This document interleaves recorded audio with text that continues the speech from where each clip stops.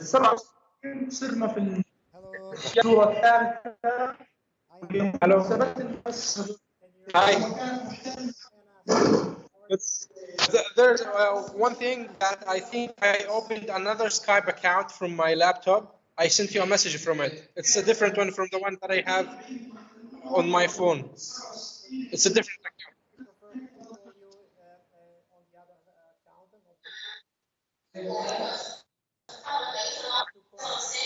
account. Yeah, I sent you a message from the other account that I opened on the laptop.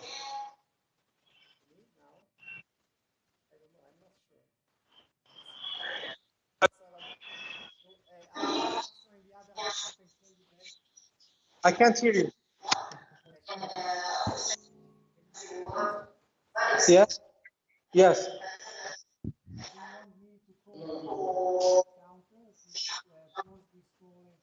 Yes, please.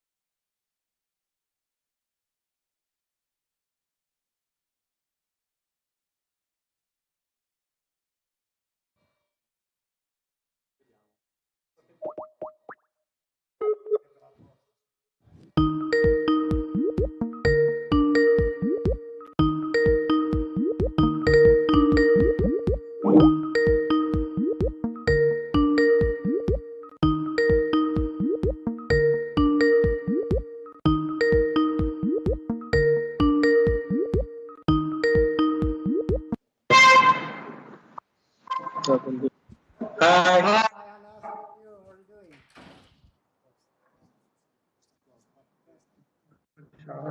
طب هم بطل.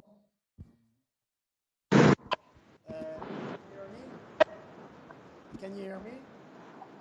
Yes. Yes. Great, very happy to have you here. So let me introduce to you my class. Now I will try to turn the laptop and let you. Hi, how are you? Hi, how are you, doctor? How are you? So let me turn now my laptop and you can see my students, okay? Okay.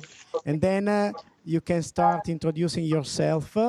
And okay, you can start your lecture. You can start talking about your experience as a student. What does it mean to be a student today in Gaza? Okay. Doctor, we can't hear you. Sorry. Yeah, now we can. Yeah. Before no. I understood that I have to talk to you close to the laptop. So let me introduce to you my class now. I will turn the computer and you can see them by the camera. And what I want you to do now is to introduce yourself briefly, and then to start your lecture talking about your experience as a student in Gaza. What does it mean today to be a student? Doctor, we can't hear you, neither see you. I'm sorry. Neither? See? Yeah. Like that. Yeah, now I can see you. We can. Can you hear me? لقيت هو حكى في اول حاجه في Can you raise your voice a little bit? أنس أنتوا سامعين؟ أنتوا سامعين؟ Can you hear me? نوعا ما صوت سيء.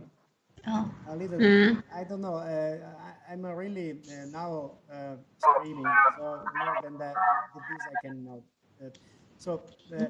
I want to introduce to you my class now. They're here for listening to your lecture, and then you can introduce yourself and start to talk about your experience as a student in Gaza. What does it mean today being a student in Gaza? And then what I want you to do before it is to introduce a little bit the context of Gaza, because my students are not so well aware and they don't know so much about what the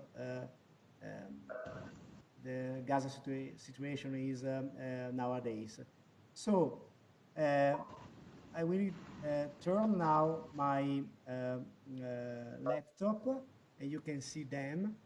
And then you can start your lecture. At the end, my students will ask you for some questions, and then for sure, if you want to ask for some question, then you are the most welcome. Okay? Okay, thank you. Okay. Did you understand? Can you hear me? Yeah, Yes, it yes. was Very good. perfect. So here is my class, and you can start whenever you want. Bye. Hello. Okay, I will be there, me too. You can start introducing yourself, and then after you will finish introducing your thoughts and what about being a student today in Gaza, we will start a conversation. I will try to facilitate this conversation. Okay? Okay. Very good. أنا اللي عندكم. Okay. طب يلا ابدأ. Okay. Hello, everybody. My name is Wafa Zanin. I'm a dentist. I'm Hala Shuman, and I'm a dentist too. And we will maybe we'll talk about ourselves more with the lecture. Okay, let me And now let me translate. Si sono presentate Ala e Wafa, entrambe sono delle dentiste. yeah. Okay. Okay, Anas. Okay, my name is Anas Ismail. I'm a final year medical student here in Gaza. Hi, my name is Mohammed Shadan. I'm also a final year medical school with the same class with Anas. Entrambi medici all'ultimo anno della medicina. Okay, great. Okay, let's start. Yeah. But firstly, I have something to share, like a PowerPoint. I don't know. بقدر أشاركه يا أنس للكل؟ أبدأ معي. لا شيك.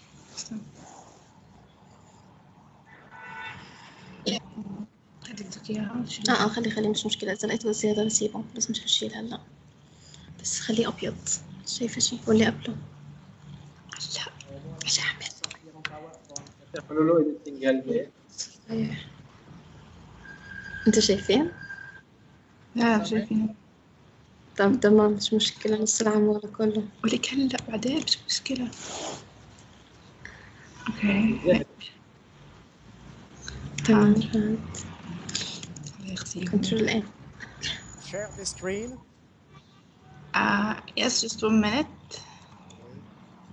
مش مشكلة. حطي بس بيضي. خبز بيضي. لا هاي بيض اللي باين منه. مش مشكلة حط أبيض وخلاص سيبيه. حط أبيض سيبيه. عندك مشاركة. اوكي. إن شاء الله. تمام. أعمل مشاركة. اوكي. المفروض.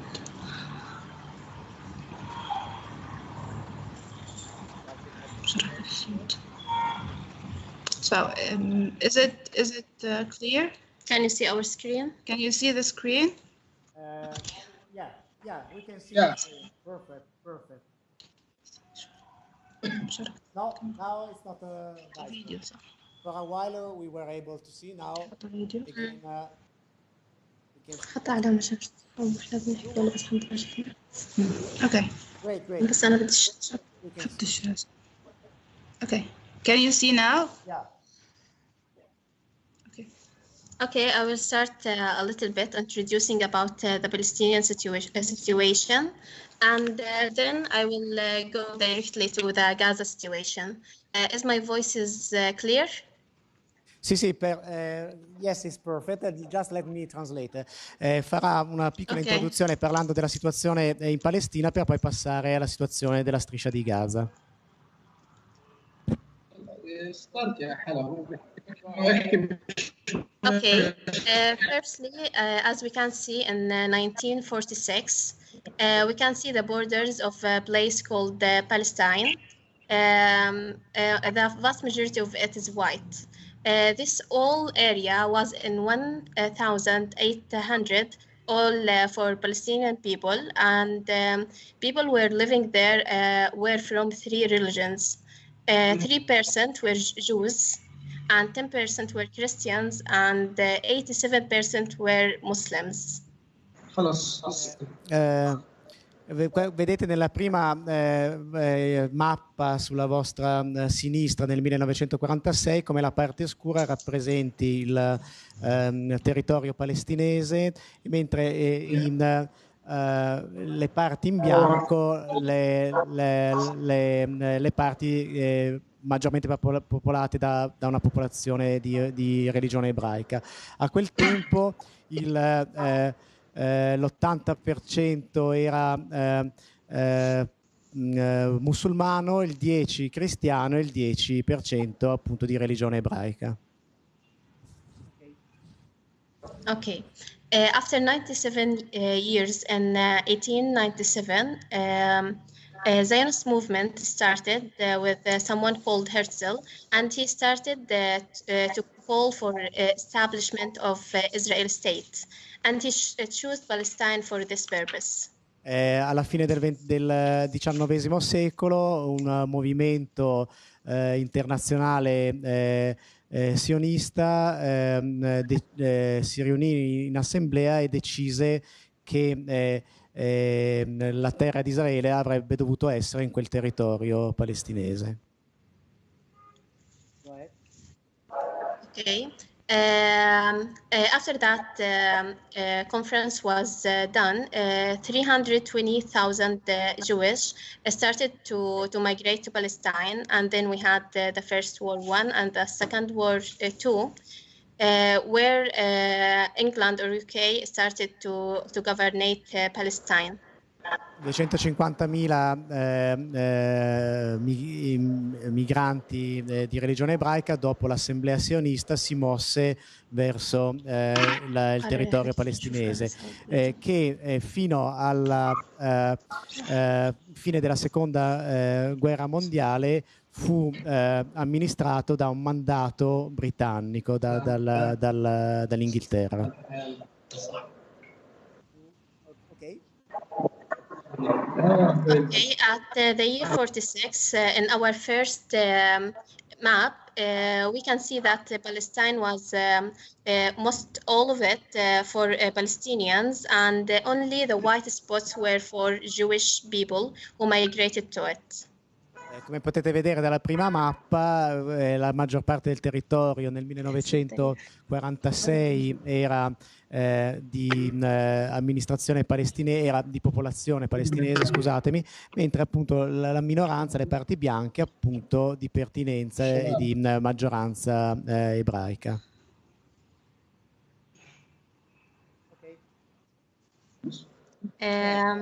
After that, the British government started to be broken, and Israel started to control the Palestinian state. Wars started to come between Jewish people and Palestinians, or Israelis and Palestinians, in 1947.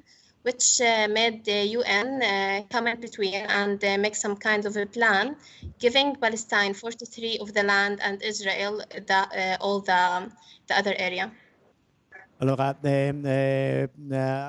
alla fine della seconda guerra mondiale, a seguito di questa forte immigrazione ebraica, iniziò un confronto tra ebrei e nativi palestinesi che portò alla fine di questo confronto armato le Nazioni Unite ad attribuire il 43% del territorio a ebrei e il resto del territorio ai palestinesi. 1947, la seconda mappa.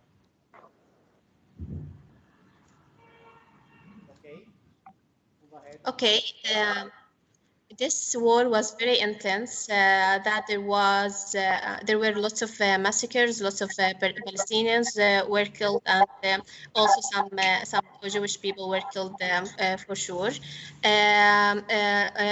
nearly 400 villages, Palestinian villages, were destroyed, and people were forced to leave these villages.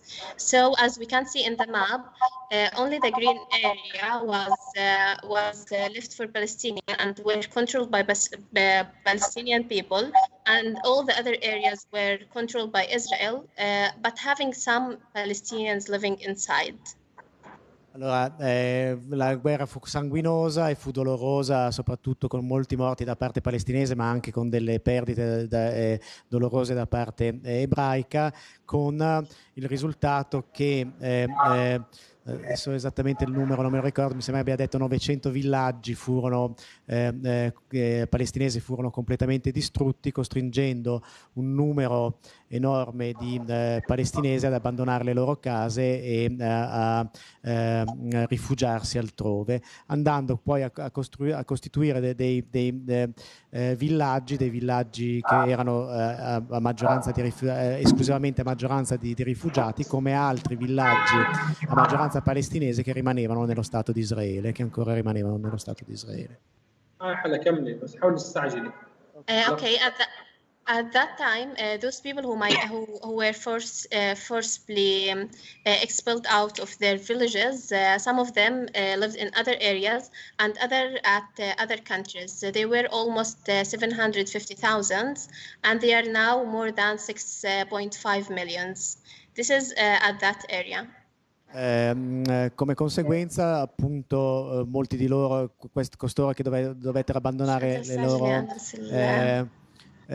case, dovettero iniziare una vita da rifugiati in una condizione che li ha visti come tali fino al giorno d'oggi. Oggi ci sono circa 6,5 milioni di rifugiati palestinesi o internamente nel paese dell'autorità palestinese o in paesi stranieri, mentre allora, adesso esattamente mi sembra di aver capito che avesse detto intorno ai 400.000, non mi ricordo la cifra che metto, comunque insomma un numero inferiore di rifugiati a quel tempo, che a oggi sono diventati 6,5 milioni. Okay. After that, in the coming years, Israeli militants and some settlements attacks started to go on more rapidly, and the struggle of Palestinians to free their land also was existed. So there was another war in 1967, which ended by controlling of Israel on all the land of Palestine, the white and the green area, but the green area was was governed by Palestinians, and the white area was governed by Israelis. Quindi si vennero a creare due aree ben distinte, quella bianca governata da Israele, quella invece in colore scuro di amministrazione palestinese.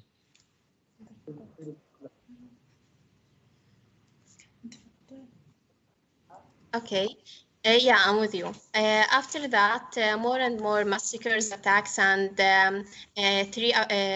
some uprisings of Palestinians trying to flee their lands started to go on, and 3 wars happened up to 2014. And now we have the last map. All of it is white, controlled by Israel. Only the green areas are controlled by Palestine government. And if you can see at not the apical area, at the west, the southeast west area, this green part is Gaza Strip, where me, Wafa, Anas, and Muhammad are living right now. Allora, da quel momento in poi si susseguirono tutta una serie di conflitti e di guerre che risultarono soprattutto in due grandi uprising, rivolte palestinesi, e tutta una serie di conflitti che risultarono fino al 2014 in 3 guerre principali e che portarono alla situazione attuale, ovvero l'ultima mappa che vedete, quella del 2010, indica la riduzione del territorio di pertinenza palestinese e l'esistenza di 2 territori separati. Quella piccola striscia che vedete nella parte sinistra del verde sul mare della mappa è Gaza Strip.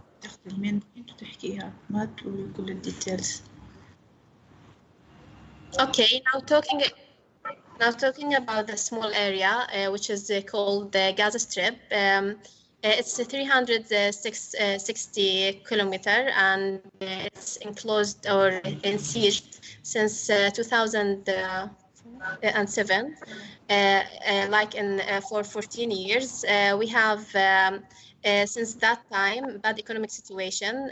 We have controlling and restrictions on materials. People cannot go out or come in easily, and sometimes it's forbidden. The border from Israel and Palestine sides is closed. The southern border with Egypt is also closed, and we have just 5 miles on the beach for sailing and fishing and nothing else. So it's all enclosed. Nel 2007 la striscia di Gaza per situazioni di conflitto viene completamente chiusa e le persone non possono né entrare né uscire, non hanno possibilità di avere accesso facilmente a acqua dolce, acqua pulita, hanno una piccolissima striscia di mare a disposizione, non più di 3 chilometri di distanza dal mare per poter pescare, per poter sfruttare la costa.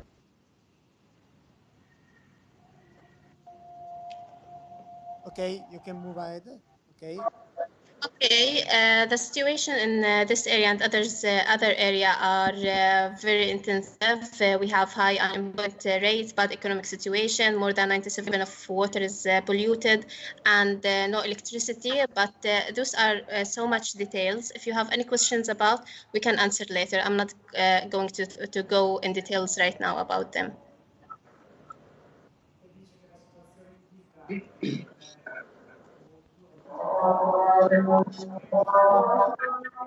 بعدين في إيطاليا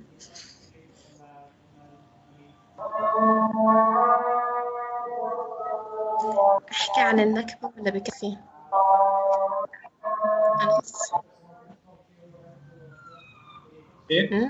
أحكي عن النكبة ولا بكفي؟ خلص حكينا صح؟ حاسين في إشي ناقص؟ أحكي عن موضوع أحكي باختصار وأحكي عن حق العودة وإنه هلا في demonstrations عشان الموضوع. ممكن تحكي إنه recently بما يتعلق بالنكبة والكلام هذا صار في demonstrations على الحدود. Okay. 2 days ago, we were in the 71 anniversary of Nakba, which is the catastrophe that happened in 1948. And like I said, that 75,000 people were forced to migrate out of Palestine. And there are now more than 6.5 million of them. Oggi è il giorno che ricorda il giorno della catastrofe, dell'Al-Nakba, in arabo appunto catastrofe, ovvero il giorno in cui i palestinesi furono costretti a lasciare le loro case, ad abbandonarle per rifugiarsi e arrivare a questi 6 milioni e mezzo di rifugiati di oggi.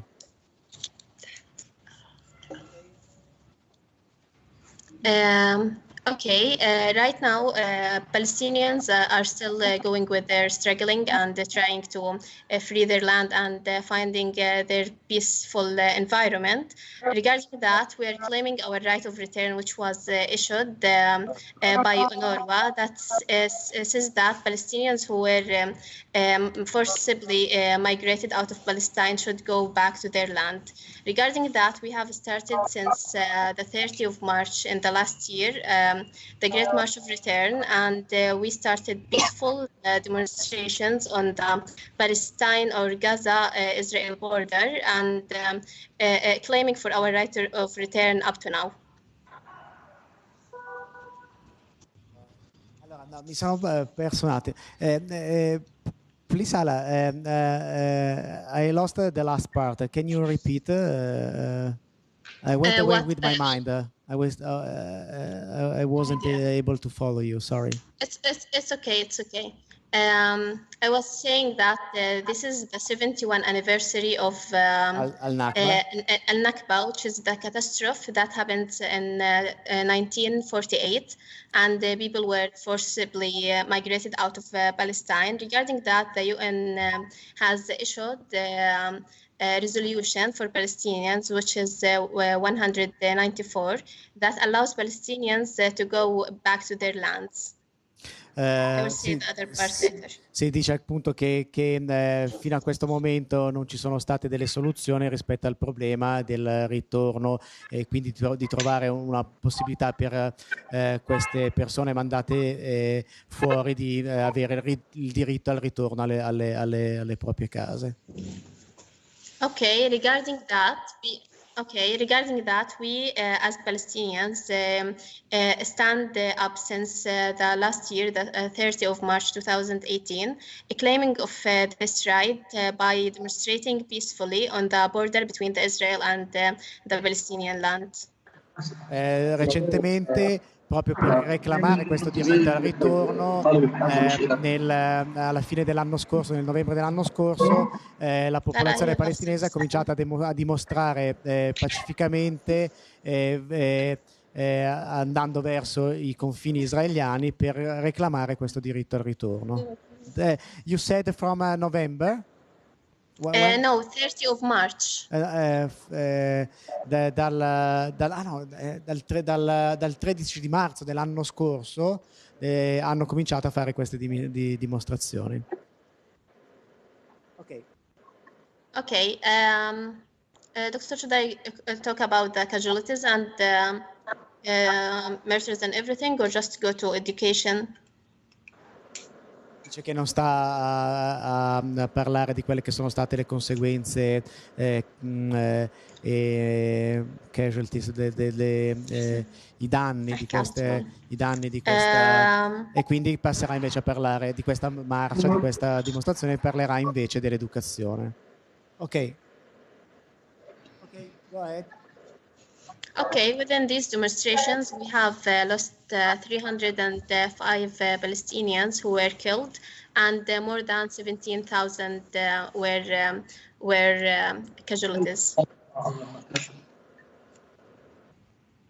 Dice no, invece ha detto un numero, ha detto il numero ci sono state rispetto a queste dimostrazioni sono state uccise centinaia di persone, adesso non ricordo, lo so più o meno nell'ordine di qualche centinaio di persone sono state uccise e più di 750.000 persone ferite a causa di queste dimostrazioni, quindi ha detto le casualties.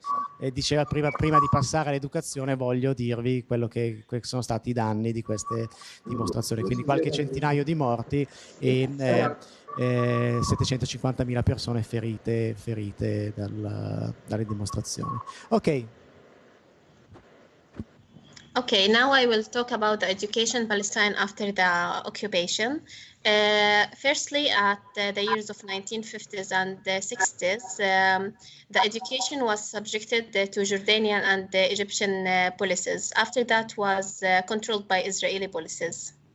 Fino agli anni 50-60 il sistema educativo palestinese era amministrato da Giordania ed Egitto. Dopo quella data, dopo gli anni 60, fu Israele ad occuparsi del sistema educativo palestinese.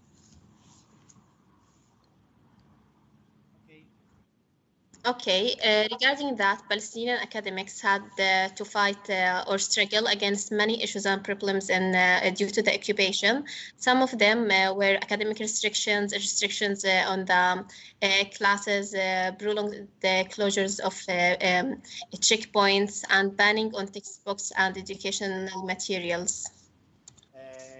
Gli accademici devono in qualche modo fare i conti con questa occupazione a diversi livelli, dalla mancanza di possibilità di movimento dovuta alla presenza di checkpoint che gli impediscono di muoversi, fino a una scarsità di mezzi educativi e di strutture educative. I would like to add one point here. Okay. Regarding the hardships that Palestinian the Palestinians who made the curriculum are facing is that I don't know if the students have heard or know about the American restrictions on the aid for Palestinians. And one of the reasons why Americans are restricting the funds is because of the curriculum and the content that is present, and their demand to change the content to more not peaceful but more acceptance of the Israeli and the occupation. So this is just an example to illustrate how those hardships are. Ok, dice, ha aggiunto sì che quello che loro si prestano a dire sono soltanto degli esempi di quelle che sono le restrizioni rispetto alle questioni che riguardano l'educazione, ma che in realtà come palestinesi debbono fare i conti continuamente in tutta la loro vita con l'occupazione. Quindi l'esempio dell'educazione è soltanto un esempio che si va ad aggiungere a tutta la loro vita condizionata dalla presenza di questa occupazione militare. Okay. When the Israeli controlling of the education started, there was someone called supervisor of officer, Israeli one. He started to control the education at two methods. The first one was about changing the books existed.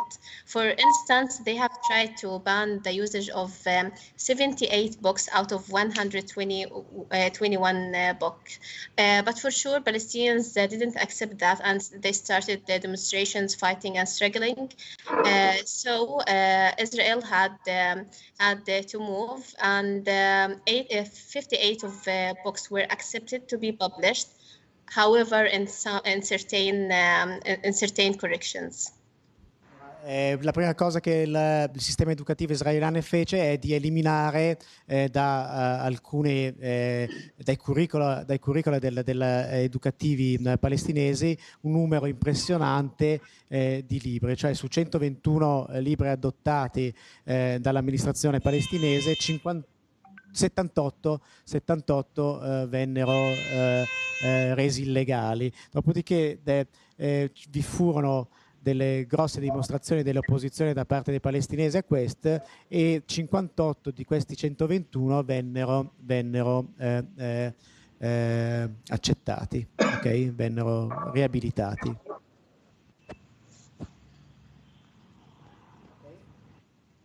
Okay, these changes were some kind of changing in the geographic or political or even historical information that makes the whole context fits better with the existence of Israel. Some of the contexts that were changed, for example, that a free human should fight to free his land, was changed to be a human should live peacefully wherever he is and to be happy doing so. Diceva che gran parte di questi cambiamenti, di queste eliminazioni venivano fatte per cercare di mostrare che il diritto a restare lì in quella terra da parte degli israeliani, che invece i palestinesi non avevano, come dire, una ragione storica per poter stare dentro in questi territori. Okay, the other thing that this supervisor have done was prohibiting all types of cultural activities that have been done by youth, by academics, educators, that for Israel it showed any kind of unacceptance of them.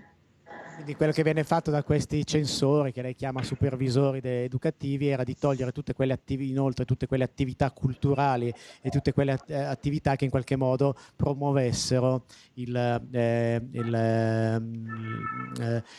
mondo tradizionale palestinese. Ok?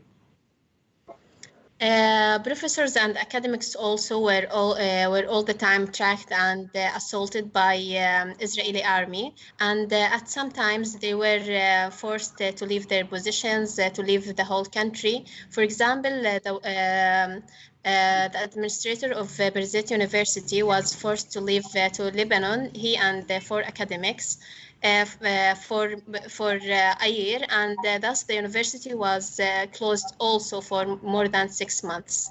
Anche i professori universitari dovettero andare incontro a conseguenze, alcuni di loro furono costretti all'esilio. Fa l'esempio di un professore dell'università di Birzeit, non ho capito se il presidente dell'università di Birzeit e altri 4 professori di quella università che furono costretti, fu ritirata la carta d'identità e a lasciare il paese, e l'università di Birzeit fu chiusa per un periodo di 6 mesi, in un anno. Ok? I just want to say something that in the last airstrikes was hit Gaza in the last 2 weeks. The Israeli aircrafts hit an educational center, and there was 1 teacher dead and 2 injured during lessons in a center, in an education center.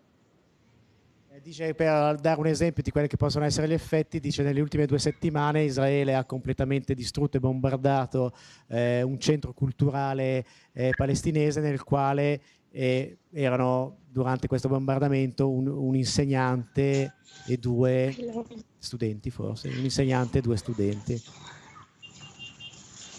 1 teacher and 2 students were there during the attack. Yeah, 1 teacher was dead. Un insegnante. Yes. Ok.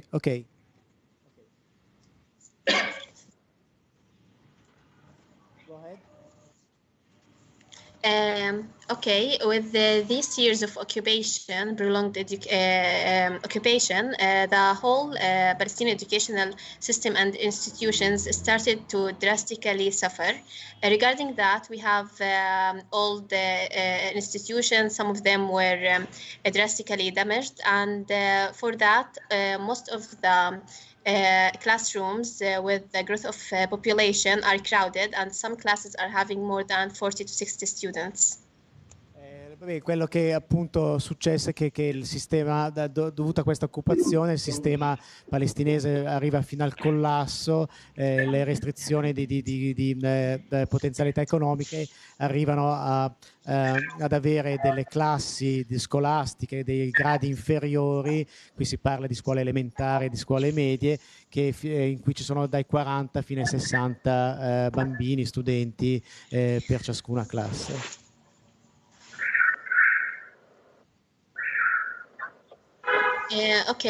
Now I will say a state of UN officials that from January to December 2018, the UN documented the 111 interferences to education in the West Bank, affecting 19,196 children, an average of more than 2 violations every week. Figures degli statement delle Nazioni Unite dicono che nell'ultimo anno le scuole, i bambini palestinesi hanno dovuto, più di 19.000 bambini palestinesi hanno dovuto subire delle violazioni dei loro diritti di studio fino a 2 volte a settimana, 1 o 2 volte a settimana. How many per weeks? الولد اللي يجوا يعتقلوه من صف ويعتقلوه من المدرسه.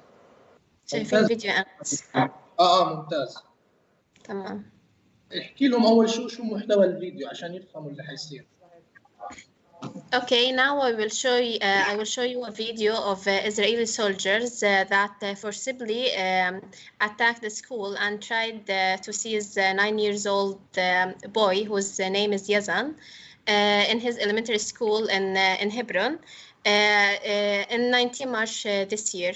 In this video, you will see how they shouted at him and give him some boxes and other kind of assaulting.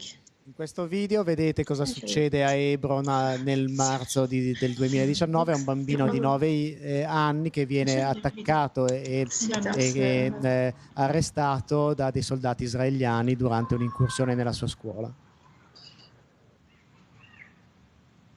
La sua scuola elementare. Go ahead. I will start the video now.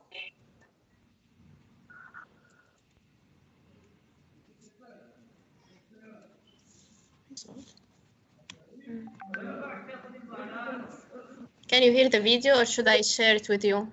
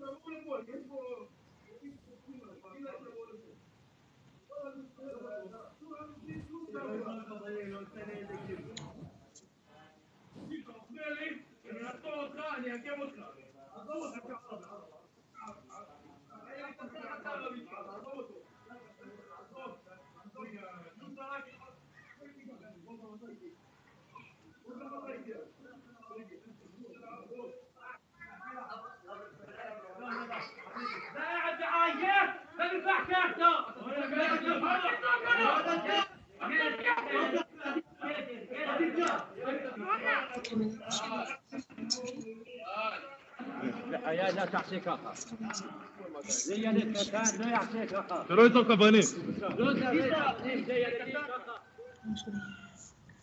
Okay.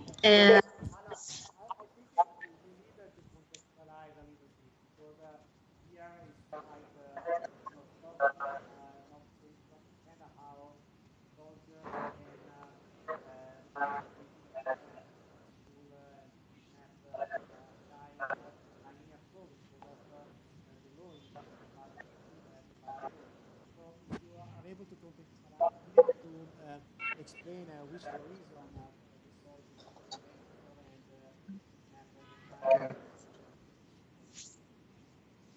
هلا خليني احكي. طب تمام، بس اذكر موضوع التشيك بوينتس وجدار العنصر كمان. So now in the West Bank, if you saw on the map, the West Bank is actually on the ground. It's just a fraction. Okay. حط على خريطة فلسطين يا حبيبي. Is this? Can you hear me now? Okay. So on the map, if you can see the West Bank, it's just on the ground. It's just actually fragments of land where it's not connected, and in between those lands are Israeli settlements and Israeli army posts, and so.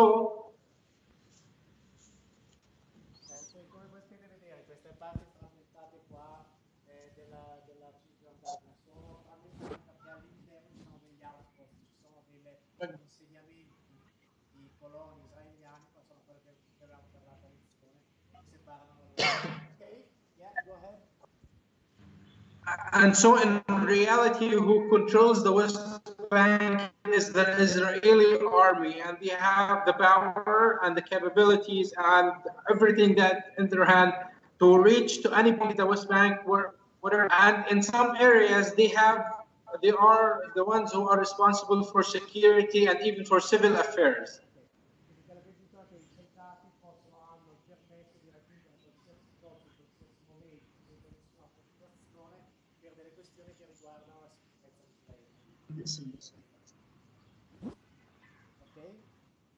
And so, as you can see, it's actually, although Palestine is considered an independent country in a way, but as you can see, it's actually under real occupation with lots of army posts, lots of checkpoints, the separation wall, a lot of incidents where the army can go into civil areas and organizations like the school we just saw and kidnap somebody or detain somebody if they think that they did something they think is not right.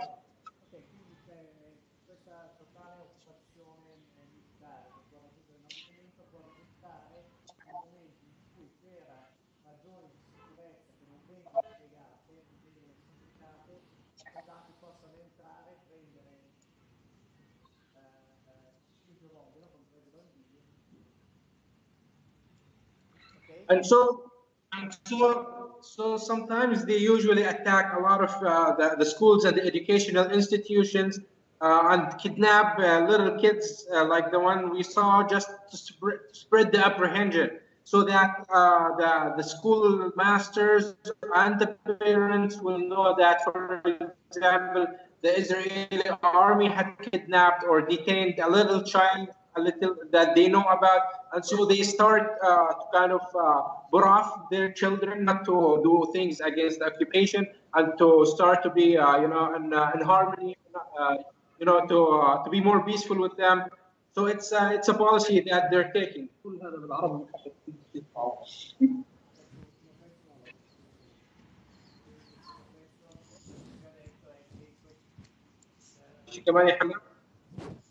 في عن الطفل نفسه. الطفل نفسه هذا هو وأخوه كانوا جايين ياخدوهم وضلهم في الحجز ومنعوا أمهم تقابلهم لغاية ما تدخل الارتباط الفلسطيني وسمحوا لأمهم تدخل وتاخدهم. 3 شهور بعد الحادثة هاي الطفل ضلوا خايف وما قدر يروح على المدرسة لأنه مش حاسس بالأمان وخايف يجي ياخدوه تاني. وهذه الحالة مش بس لحاله، حسب اليو إن في نسبة كبيرة جدا من الأطفال اللي حكينا من شوي فوق 19,000 تعرضوا لنفس المعاملة وعندهم نفس الخوف، وأغلب الأطفال أصلا بيروحوا عشان تير غاز ومعهم بصل.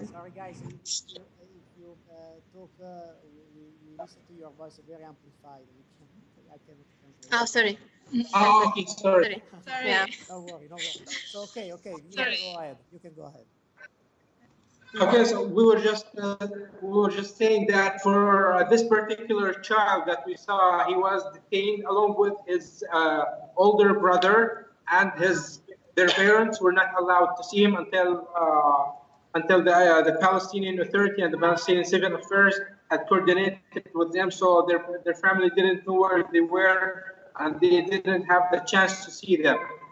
And after 3 months after the child was released, he didn't go to school. He was afraid because he thought that if he goes back to school, it will happen again, and the army will come back after him again and detain him. Chiaro. Quindi nel caso di questo specifico bambino cosa successe? Che sia lui che il suo fratello maggiore furono portati in carcere, che la famiglia non poté vederli per 2 mesi. Quando dopo 2 mesi lo lasciarono tornare a casa, questo bambino rifiutò di andare a scuola perché non si sentiva più a scuola, e quindi insomma questo è proprio l'esempio di come l'incertezza e la paura venga instillata attraverso queste operazioni. Okay. Thank you. Okay, one last point about the incident and really. Sorry, Anasa, we cannot hear from you so well. What? Try to talk closer to the mic. Okay, so now relating to the incident and the education context in general, this is to say that it's not. This incident is not like a solitary incident or one of its kind. It's an incident and an act that is systematically being performed whether detaining students from their schools, whether setting up checkpoints and separation walls to not allow and to prevent the students from reaching their schools, safely and easily, whether to take more reject being taught in the school and requesting for it to be changed. So it's a systematic approach and policy to make students apprehensive of the education system and of the school, and to change the curriculum and the education in general. Okay, thank you. No, vabbè, mi sembra di aver capito. Se poi qualcuno mi aiuta a completare, anche voi, quello che ho capito io è che questo non va considerato come un incidente, ma dovete considerarlo come un sistematico e continuo modo da parte dell'occupazione di rendere il sistema educativo e le possibilità degli studenti che vanno a scuola il più difficoltose possibile, il più pericolose, il più incerte possibile. Quindi cosa succede? Che checkpoint, questi episodi di andare a finire durante il loro di studio, hanno come effetto quello di creare un enorme stato di incertezza, di interrompere, di rendere frammentato il curriculum scolastico di queste persone, quindi rendere l'educazione di questi bambini, di questi studenti, impossibile, molto difficile. Ok, thank you, Hannes. Okay. Yes, Okay, this systematic approach is not just held and directed to teachers and students. It's also affecting the schools and educational institutions themselves. According to UN officials, currently some 50 schools in West Bank, including East Jerusalem, are under threat of demolition. In 2018, 5 schools in West Bank were demolished or seized by Israel authorities. One of them is Aref Secondary School, which was demolished because of that violence attacks of settlers twice in time for this school, which led to much injuries and casualties in the students, and they were most of them taken for the hospital. Okay, don't change the slide, please. That we are gonna... Okay, sorry. Studenti e professori che questa situazione ha delle conseguenze, ma spesso anche strutture scolastiche, per cui per esempio nel 2018 5 scuole sono state demolite in Cisgiordania dall'autorità israeliana, mentre i dati ufficiali dicono che 50 scuole ad oggi sono sotto minaccia di essere demolite. Esempio di questa scuola secondaria Orief, dove la scuola non è stata demolita dai soldati, ma è stata attaccata assolutamente dall'ONU. Okay. This also affected in the wars, especially for example, at the war of 2008-2009, at least 28 out of 641 schools in Gaza were reportedly damaged, and another 18 were destroyed. Actually, most of the schools were used at that time for emergency shelters for people who have gone from area to area. And one of those schools which were damaged at Beit Lahia was elementary school for UNRWA. And it was demolished because of Israeli forces shelling a white phosphorus, killing 2 boys and injuring 13 others. Which these children and their parents were living at this school for emergency shelter. Durante la guerra di Gaza, un numero impressionante هو اللي عارف بس المفروض عارف. 280 scuole furono danneggiate e 18 completamente distrutte.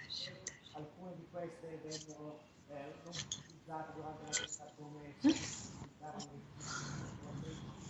ma anche questi edifici furono attaccati con un fosforo bianco da israeliani.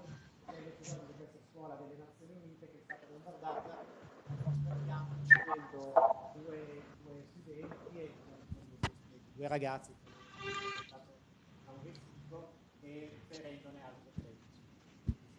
Ok, questo è nel 2008. Ok, go ahead. Okay, not only schools were damaged, also higher educational institutions were having the same violence. In Gaza, for example, at the same operation, 2008, 14 of the 15 higher education institutions were damaged, with 6 directly targeted, according to the Al Mizan Center of Human Rights in Gaza. 3 colleges and 6 university buildings were fully destroyed. The total damage was estimated at USD with 21.1 million. 7 universities in Gaza were also damaged during Israeli airstrikes in November 2012 and also in 2014.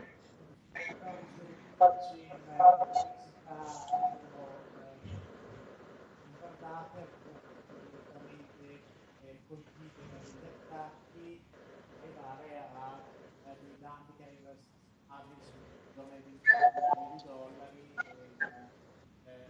stesso che nel 2012 con 7 università state appoggiate. Okay, go ahead. Okay, those universities and colleges were having lots of hardships for refunding and resourcing them again because of the restraints over Gaza Strip.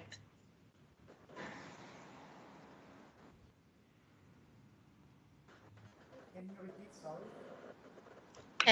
Yeah, I was talking about the rebuilding and establishing of this university and colleges, which is very difficult due to the siege around Gaza. So reconstructing materials, devices, and other instruments which are needed for education are unallowed and restricted from entering Gaza.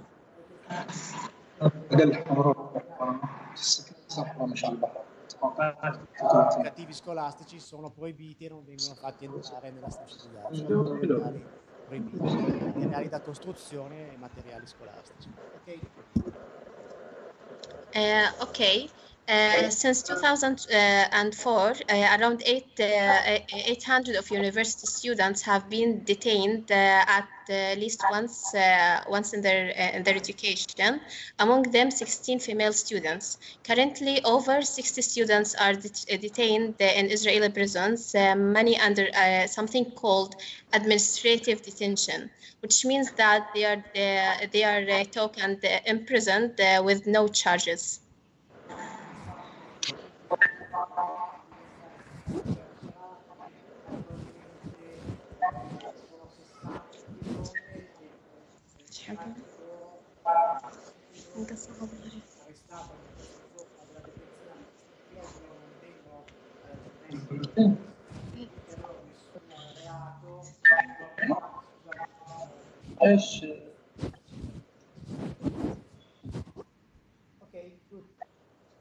Okay, about the education of prisoners in the prisons, they have only one chance of college.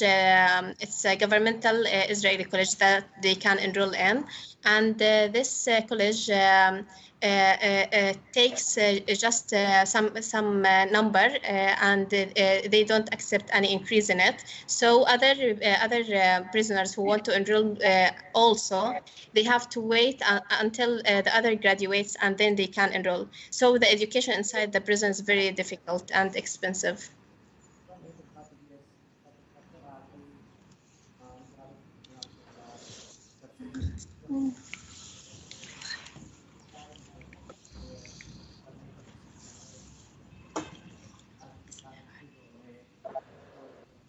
احنا خلصنا انت لسه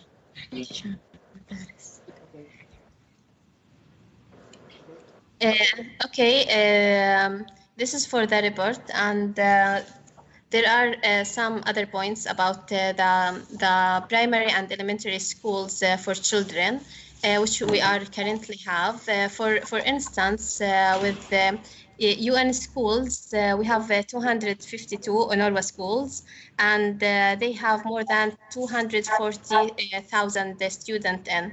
As I told you, we have currently 40 to 60 students at each class.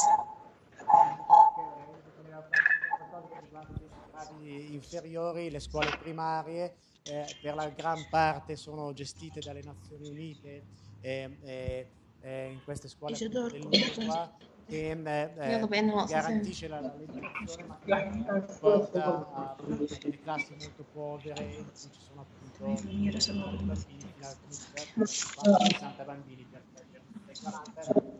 40 bambini. Okay, we have also that kind of two periods of education at the same school, so morning and afternoon, which makes the educational period for each class. For mathematics, for example, only 30 minutes for each subject, and yeah. Sì.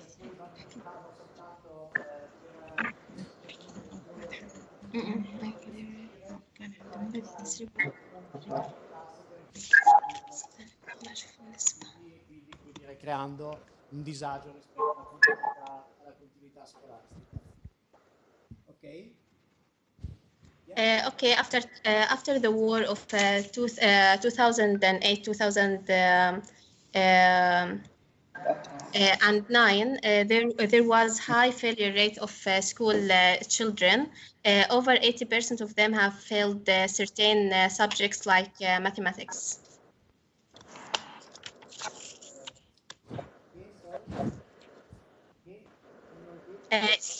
Okay, after the war of 2009, there was a high failure rate of school children.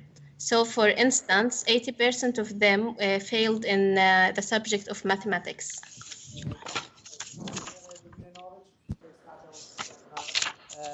Altissima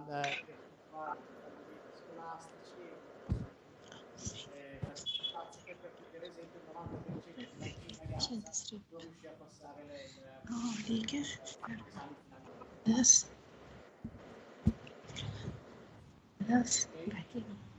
finale.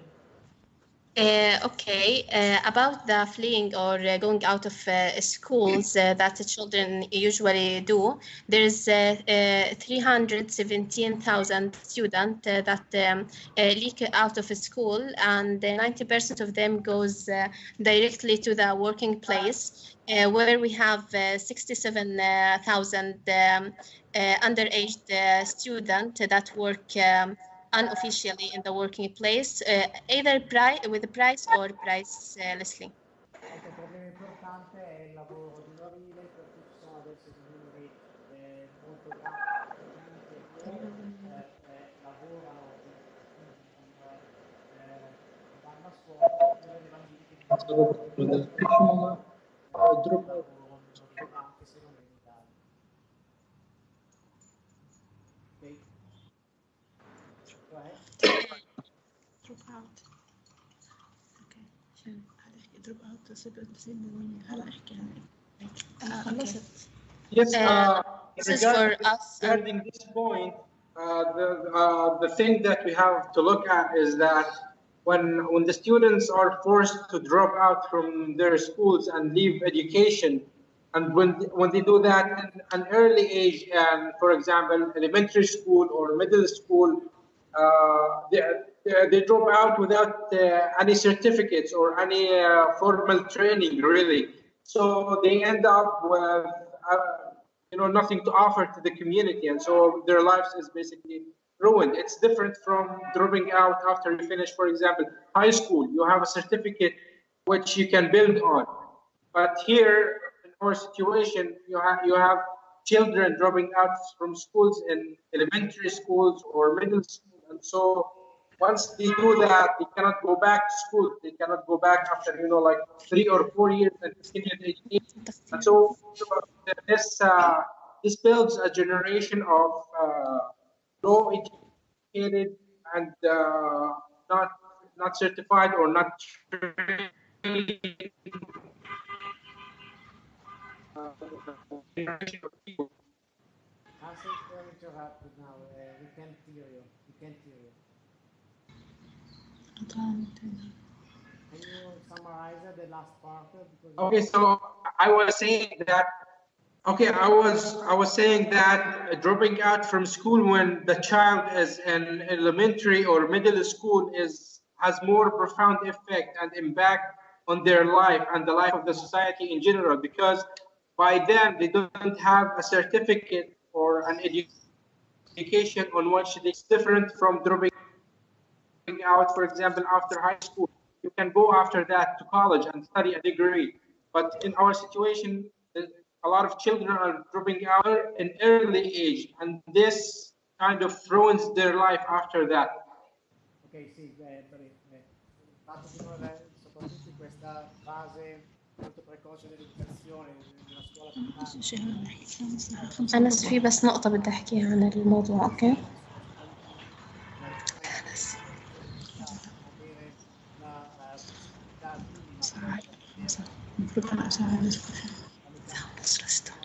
Spinge automaticamente in una parte marginalizzata della popolazione e della società, ad avere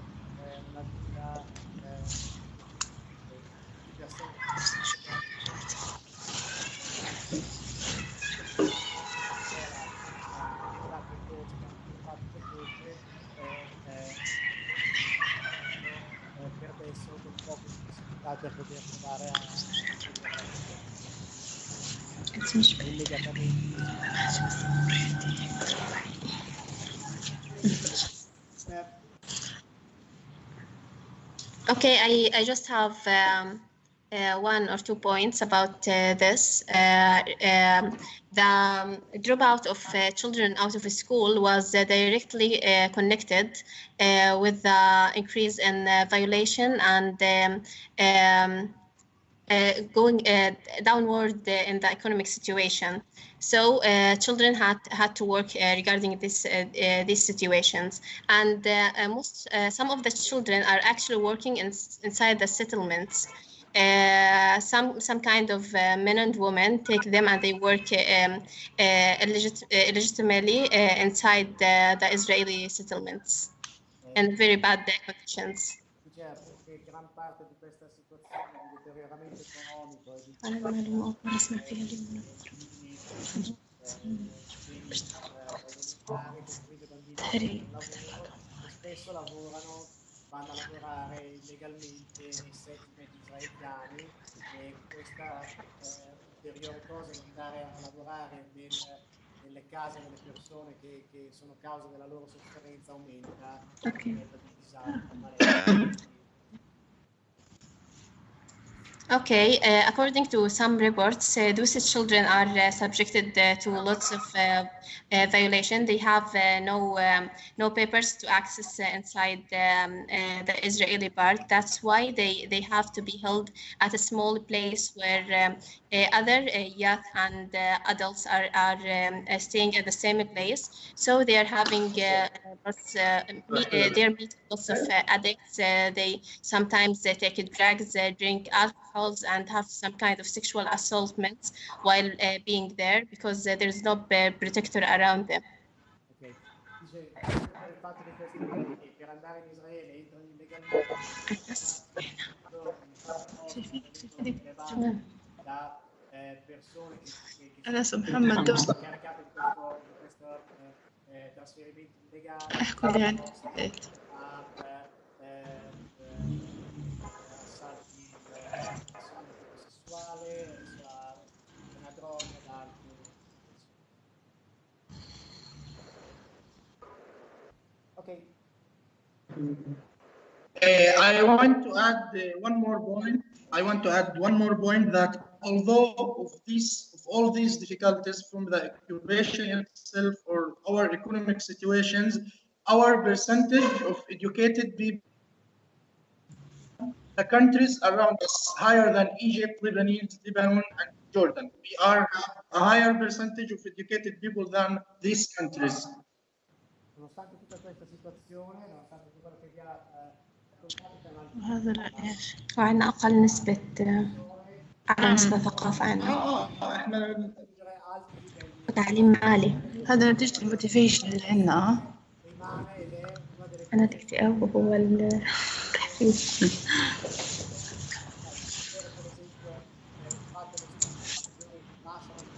لا أنس متخبي عشان تصريح ويطلع. Sembra incredibile come nonostante tutte queste situazioni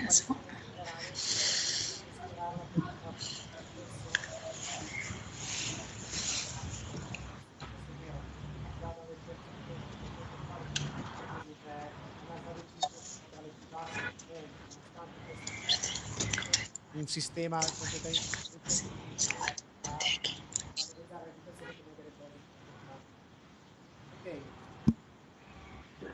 good. Mohammed, do you have to add anything more? Mohammed, yes. محمد. Can you hear me? Mohammed.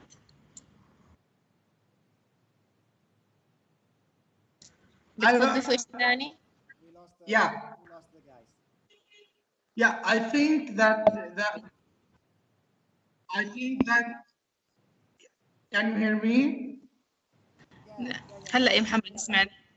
Can you hear me? Yeah, we can hear you. Can you hear me? Yeah. No? Yeah. Okay, you can continue. Continue, please. Go ahead. I think the reason that we have Yeah, I think the reason that we have this high percentage of educated people ومعنى مش معي سامعني هو وصل سيء عن المشكلات. Yeah, the reason that we have Mohammed, switch off and call again because it's quite interrupting the communication. Call me again. Switch off and call me again. Call me again.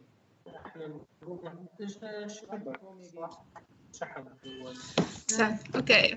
We will tell him on WhatsApp. Just a minute.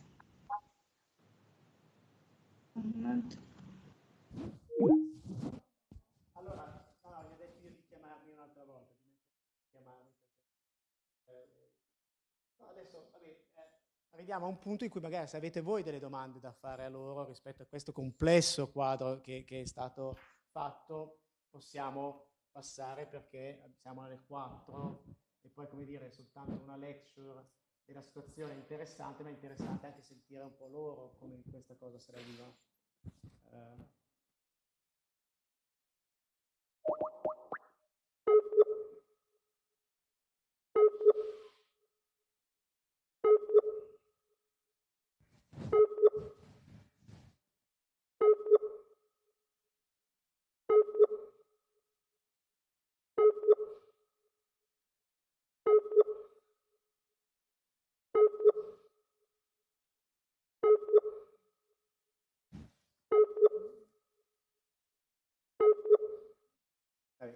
Ci siano dei problemi adesso. Intanto che aspettiamo che ci richiamino un po' le vostre considerazioni, quello che fino adesso sta emergendo, no, rispetto alla descrizione, no, e anche le cose che ci siamo dette nelle lezioni precedenti, quali pensieri nel vedere e nel sentire questi ragazzi raccontare saltano un po' alla vostra... Cosa vi colpisce?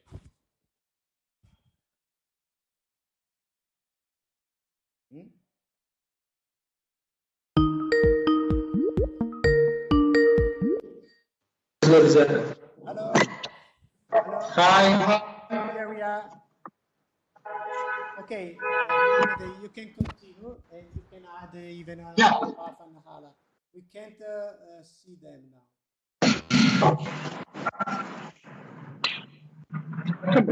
Yeah, I think there is that we have percentage of people than our around countries. Can you hear me? You have to stay very close to the microphone because it's very okay. Can you hear me well? Yeah, better. Yeah. I think that the reason that we have this higher percentage of educated people than the countries around us, that the education is the only way for us to have chances in our community, and we consider it as a liberation thing, and it's the only weapon that our people have to fight the Israelis. Great, wonderful, I got it, I translated. Dice, vabbè, l'unica opportunità che noi abbiamo questa, perché i palestinesi arrivano ad educarsi così, perché questo è l'unico...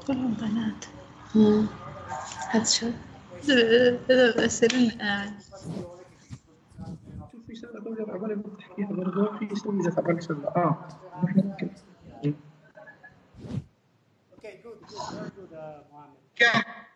Yeah, I have something more to add, that maybe in the last 14 years with the siege in Gaza, maybe we still have the same rates of education, but to me, I think that the quality is not the same because of all the stress that teachers and students are putting in their mind, are focusing in things other than the education itself. We still have the rates, the good rates, but I think the quality it's not the same than 14 years before. Okay. Dice sì, il livello di educazione continua a rimanere molto alto, però purtroppo... شبكوا عن المعابر، السفر، الدراسة بالخارج، الفرص اللي بتضيع. سامعين هم أبصر deteriorandosi. Quindi stessa percentuale di persone che si laureano o che comunque raggiungono أنا عرفتها سكرين شوت. dopo questa guerra che si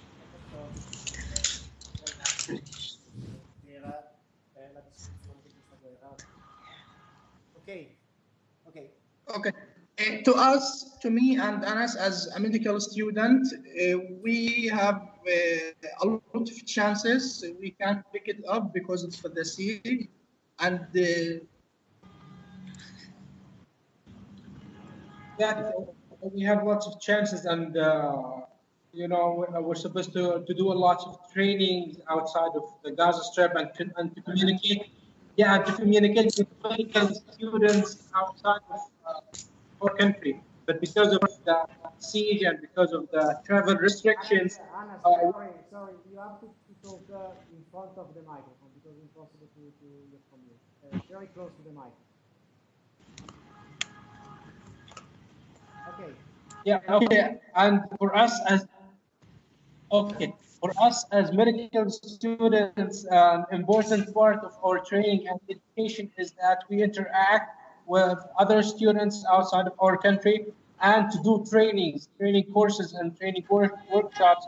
And we have lots of opportunities like that outside of Gaza, but because of the siege and the travel restrictions, we cannot do that. We cannot attend conferences, we cannot attend courses, we cannot attend training workshops.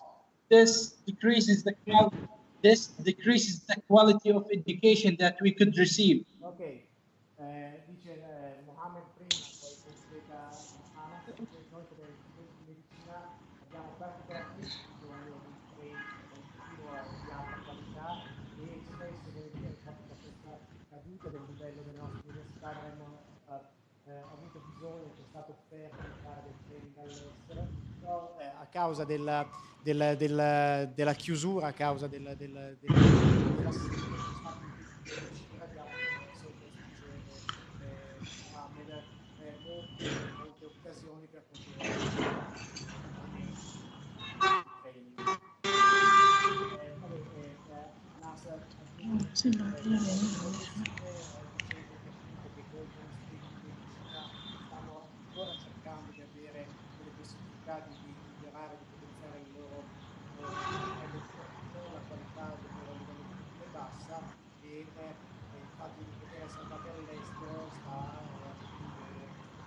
ha un effetto negativo sul loro livello.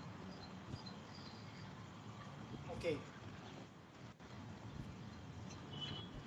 And this also applies to both parts of the country, the Gaza Strip and the West Bank. Although it is one country, it is Palestine, we still don't have a connection. We cannot go to the West Bank, and the West Bank people cannot come to Gaza Strip. This also prevents the improvement of the quality of education. E questa è una cosa che va ad applicarsi a tutte e due le aree, Gaza e West Bank. In entrambe le situazioni la possibilità educativa è una possibilità educativa molto scarsa. La situazione è molto presente e si sente molto. Okay. Now we will talk about the system in the university, in the undergraduate levels and the postgraduate and all of that, just to share the experience between the educational system here in Palestine and the one in Italy. Adesso che vogliono dire alcune cose rispetto al loro sistema universitario per mettere loro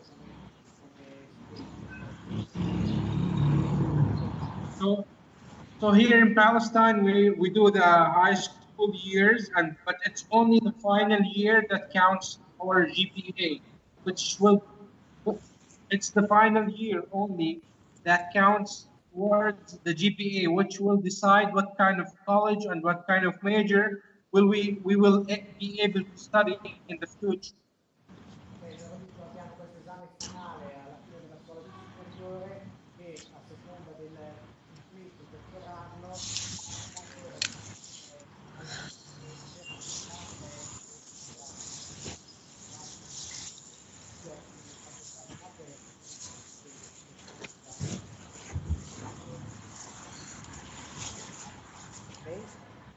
So high school, and especially the last year of high school, is considered a really big deal here in Palestine. And the results of the examinations in the last year of high school are announced nationally on TV.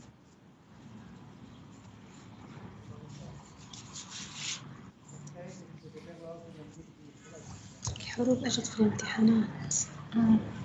حلو 2014. Fanno questo esame, alla fine l'esame viene fatto, cosa succede? Che i risultati vengono comunicati o le persone con i risultati anche questa istituzione pratica per cui will be a very big deal for the last people in the classification, the ones that didn't succeed so much, I can imagine. When the TV Yes. their names.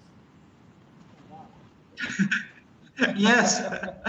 So it's in the TV and also in the newspaper. All the newspapers on that day, they publish the names and the scores. Tutti TV e giornali diranno i nomi e فضيحة بزلمة. Surprise. good luck. Yeah. So after.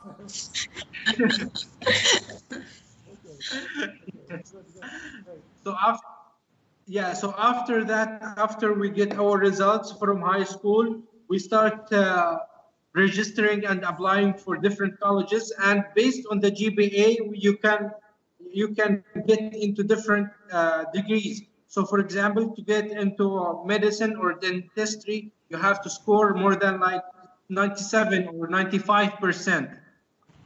Per entrare in odontoiatria o واحنا نجيبه بالفعل.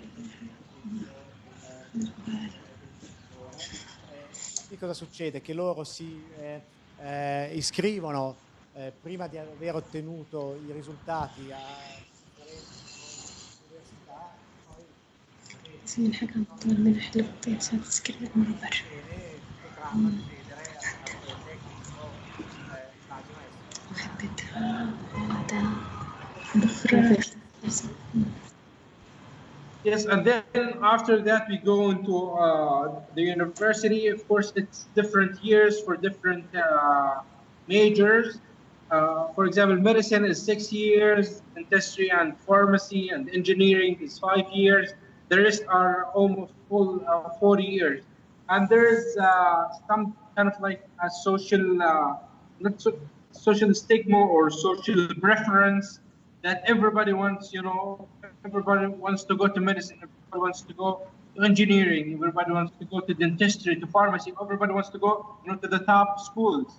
Even though if they don't like it, but as long as you score high enough to get into a specific school or major, this is what you will most likely study.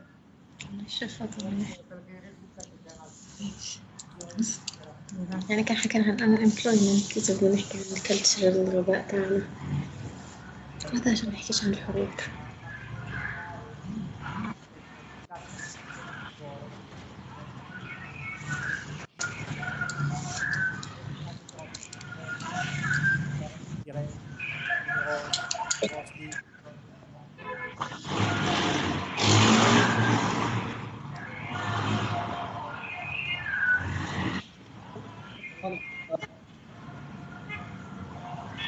And so,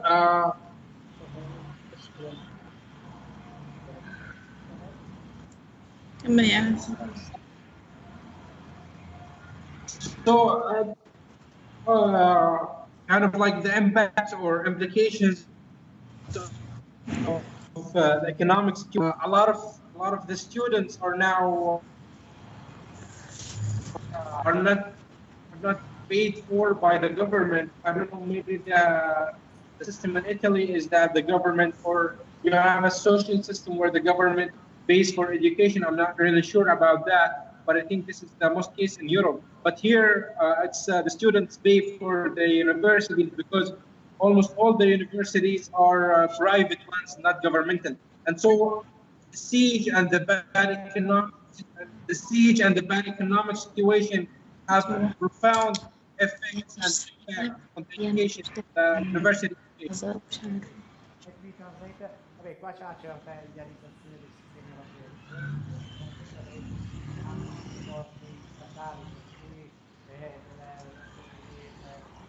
non so se cosa questo sistema احكي لهم قد ايه تكاليف الطب، احكي لهم احكي لهم قد ايه بكلف.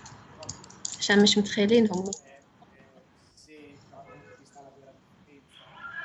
احكي لهم اهالينا مش لاقيين ياكلوا عشان يعلمونا. احكي لهم دخلكم وقد ايه دفعتوا. هذا قوي. اشتغل ب 1200.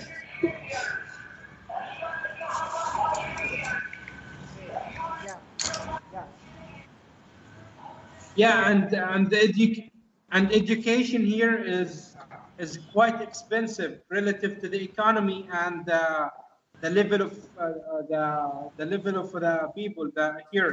So, for example, I don't want to stop you, Nas, but even here in Europe, nothing is for free. People must pay a lot, but of course the economic situation is quite different. So, for example, our students, many of them are both workers and they have to afford for paying their studies, and then they have to study. The point is that you don't have opportunities, economical opportunities in order to self-sustain your studies, right? Yeah, and even working after, after finishing our education. For example, we as dentists pay more than maybe more than 20,000 dinar. I don't know, maybe close 30, to 30, euro. yeah. Close to euro. Yeah, and 20,000 euro to pursue a degree in dentistry or medicine. However, after the graduation, we just have a work or opportunity, and we just paid like 1,200 shekel. It's like $200 a month, and that's the best. That's the best opportunity you can get. You spend years in order to try to prove that yeah, but we don't. Never. لو مواصلات. لا أنا فرحت في البيت. ما بياخد أكتر مني. أنا ما بقعد. مش عارف أشتغل من زمان.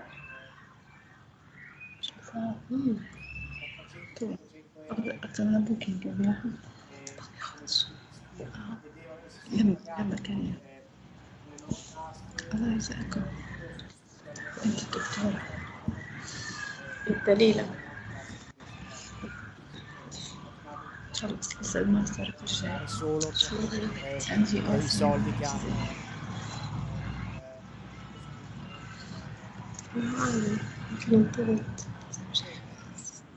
Okay, do you think we can ask our students to ask some questions? Yeah. yes.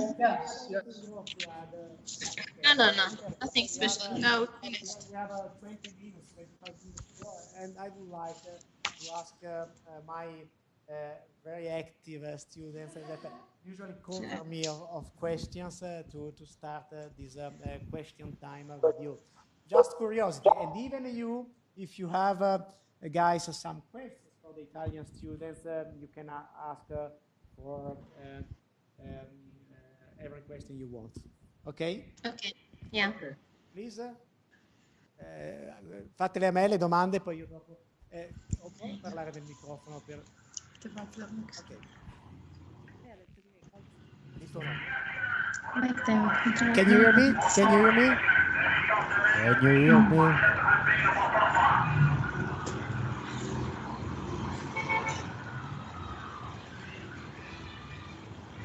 احنا مسألة تقول له لا أنت اسأل.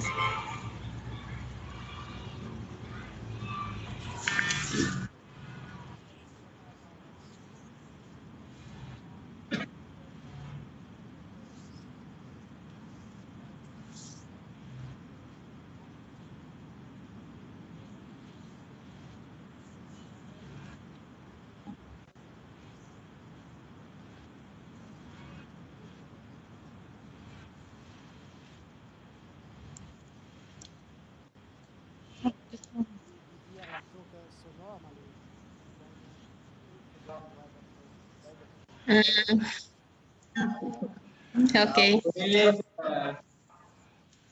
I'm sorry to say that we are get usual with things like this. Unfortunately. Yeah, we kind of get adapted to these circumstances. For instance, at the last war, it was 52 days. So we had to eat, go out, work, and even go to shelters to help people while we are in the war. So having a war of 2 days, we are so sad. We are so having some psychological troubles about that. But then we have to fight back and struggle and try to make our life much better. Yeah, we had to. We don't have other choice. It's the only thing to continue our life, just to move on and forget what happened.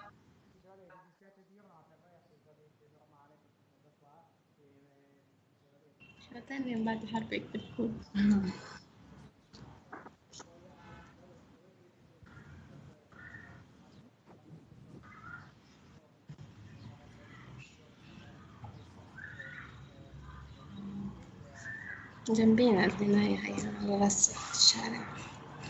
رحت على الكهرباء. احكي لك عن صوت طالع.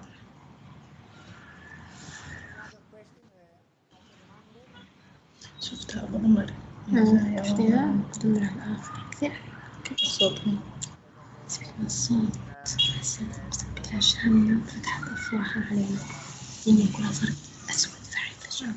كل خبر ولاد في وشنا. أكيد. الشبابيك كانوا إحنا كنا واقفين. Can you hear me?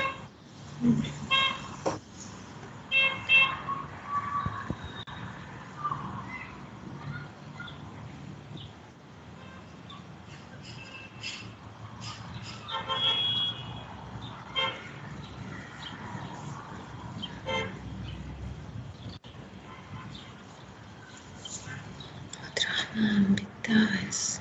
المفترض عرفنا حالنا من وين. من غزة. أنت من غزة. أنا من القدس. بريليانت. أخذ عشان نمشي عند ريفيجيز. في ناس تهجر من نفس هذا ريفيجي. هذا ريفيجي. أنا ريفيجي. أنت. أنا كل ما هاي مواطنة. لا محمد مش ريفيجي. محمد مواطنة.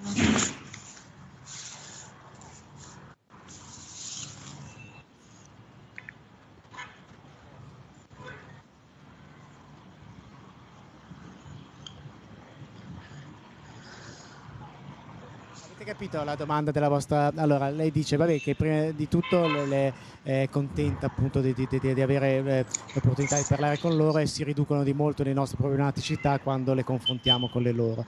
Poi dice, ma che l'ha stupita molto questa cosa appunto delle TV e delle radio che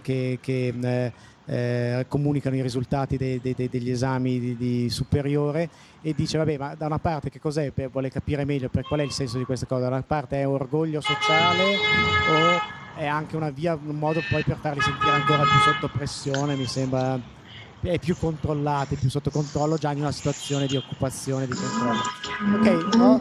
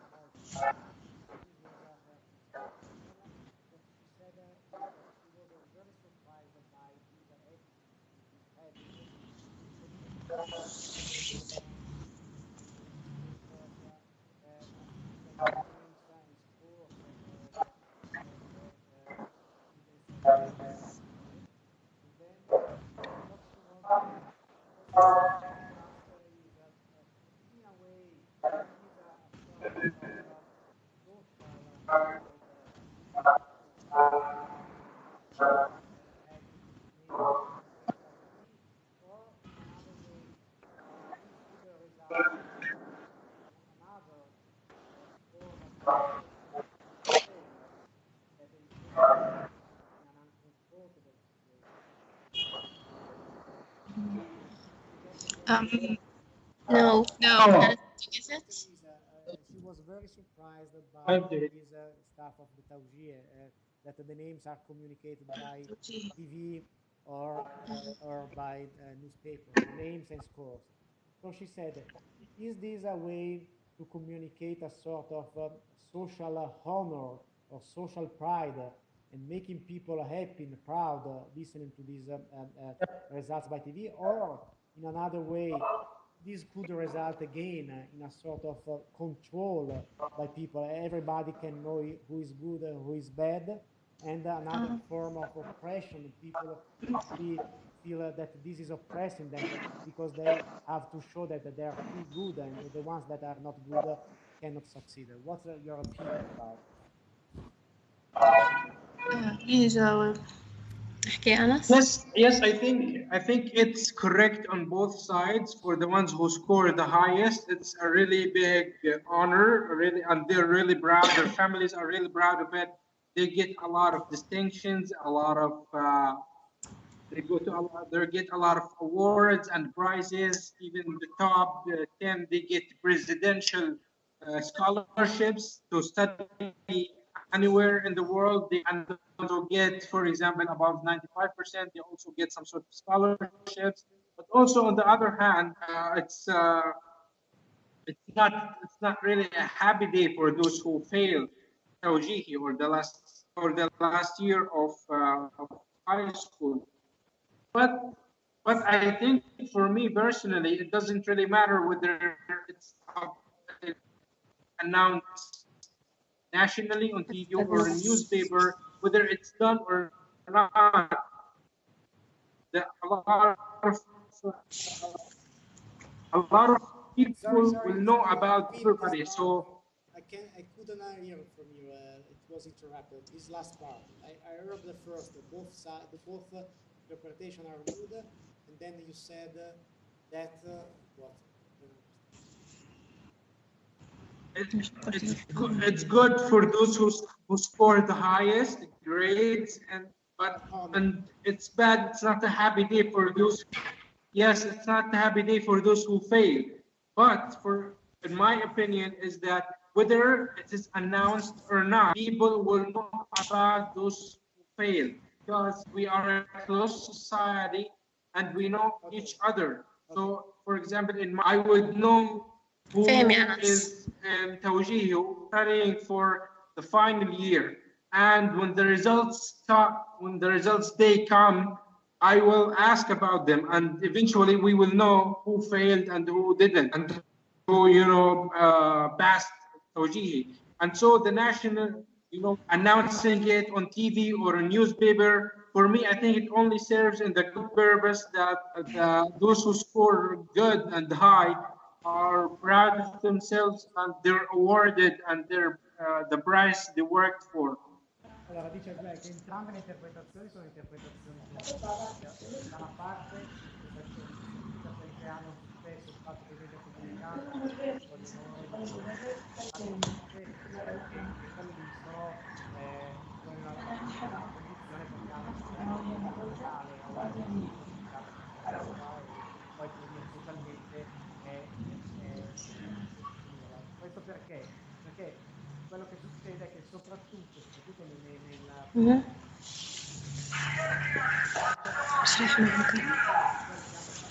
صحيح ما أشحن في البيت.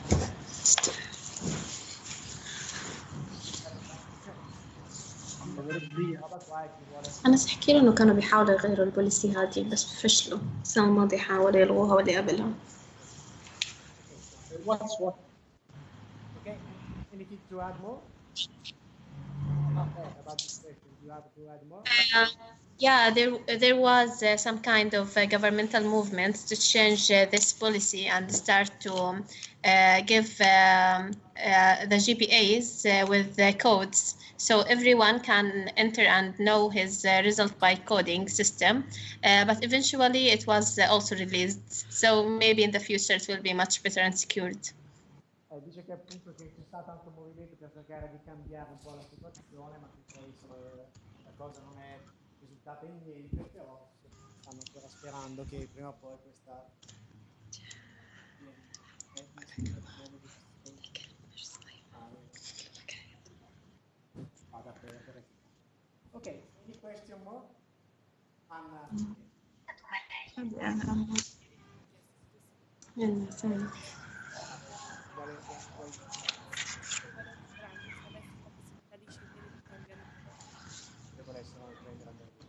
Allora, ieri mi è stata fatta una domanda, ma siamo sicuri che fare questo tipo di collegamento non li metta in difficoltà? Quindi faccio sentire un po' possibile in vetrina. Vado osservato di per esercitare scegliere se cambierebbe. So, this is a question my students did yesterday. Dana wants to ask you directly because it's quite a sensitive question, so feel free to answer as much as you want. So they say, being here, so in talking with the Italian students, when we know that we are living in a very difficult condition, it's not a way to preserve that you like suppose then you could make your advisable, making you difficult. So being here with us has been difficult for you or not? And then if you ever plan to leave your country because it's too difficult to live there. اوكي بسأل أول حاجة عن المعلومات معه هي صعبة ولا مش صعبة، في مشاكل علينا ولا لا. الشغلة الثانية، هل عمرنا فكرنا نحن نطلع من بلدنا لأن الوضع فيه صعب كتير ولا لا؟ Yeah, we get it. صعب ولا لا؟ في حد عليك وكان في صعب؟ لا. Okay. Firstly, about the first question, if I understand it in a right way, it's about is it difficult or not having this kind of conversation with Italian students on Skype, right? Okay. Actually, it might put some hurdles over us because all the media are watched and supervised by Israel, so they know that we're doing this kind of stuff. However, we are very interested and want to show people living outside how is the situation here in Palestine and in Gaza, and how occupation is something very bad and violent that makes the life of more than 6 millions living in Palestine and other 6 living outside Palestine very horrible due to this this attacks and injustice. So it's difficult, but we love to do that. It's our responsibility.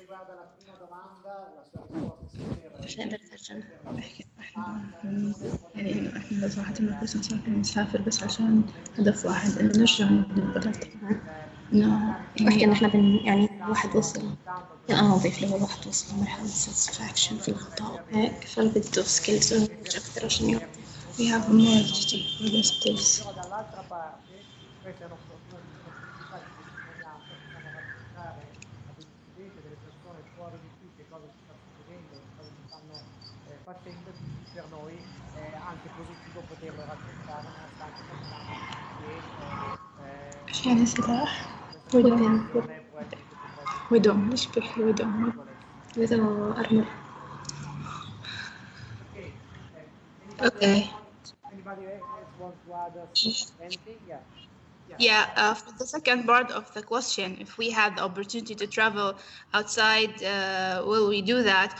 I would like to say here that we believe here that the best weapon for us to raise our country and raise Palestine is knowledge, knowledge and gaining experience, so we will be qualified enough to improve all the situation here. So maybe the 4 of us really think if we had opportunity to travel outside and pursue any degree, we would love to do that, but for one purpose, which is to come back here and to use all the knowledge and expertise that we will gain outside to implement it here.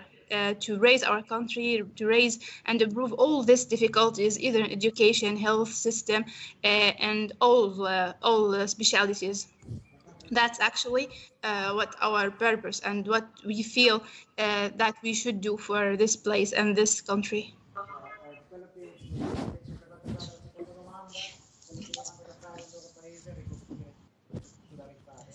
l'unica possibilità che mi è data per ricostruire tutto questo è attraverso la conoscenza. Quindi sicuramente il fatto loro avranno che se potranno saranno contenti di costruirsi delle opportunità di studio fuori dal loro paese, perché nel loro paese non si possono. Ma l'unica motivazione che ti spinge e ti motiva lasciare il loro paese, andare a studiare altrove, è l'idea che questo sapere, questa conoscenza servirà loro per ricostruire il loro paese, che quindi sarà sufficiente una parentesi, quella dello studio all'estero, per tornare nel loro paese.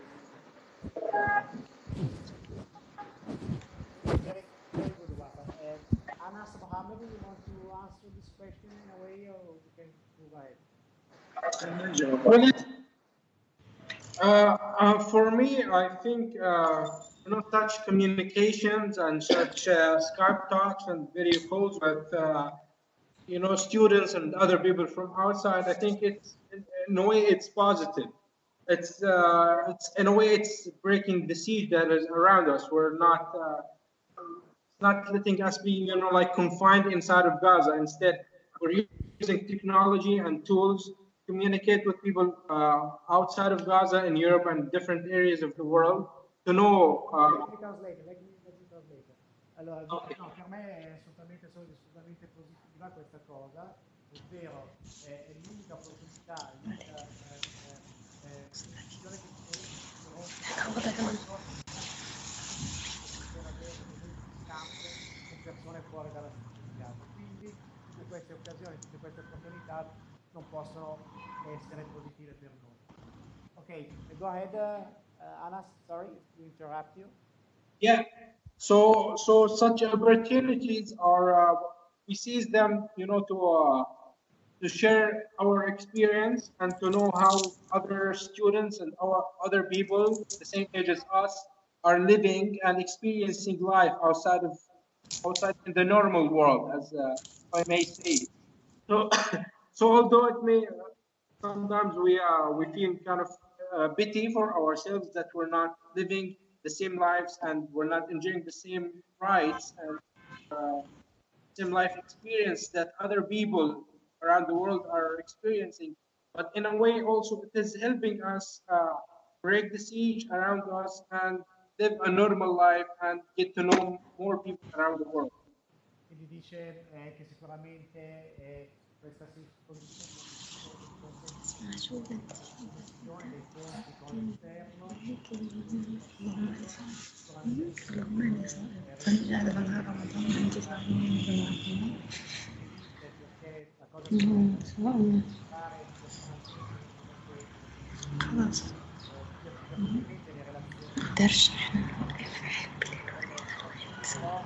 cosa che fare le relazioni chiusura, possiamo vivere una buona problema. Okay, so any other question?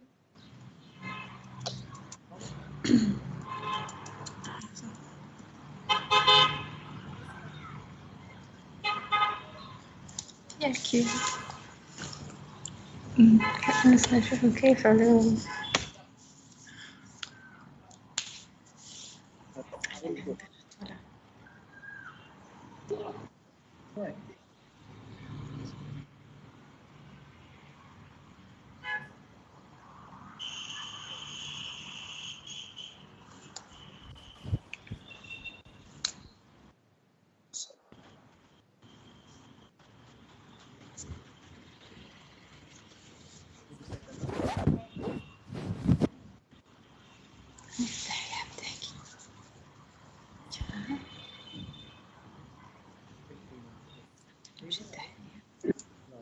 So another strong question by Gloria.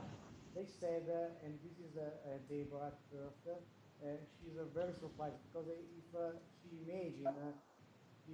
imagine to be in your condition, she said most probably I will not be able to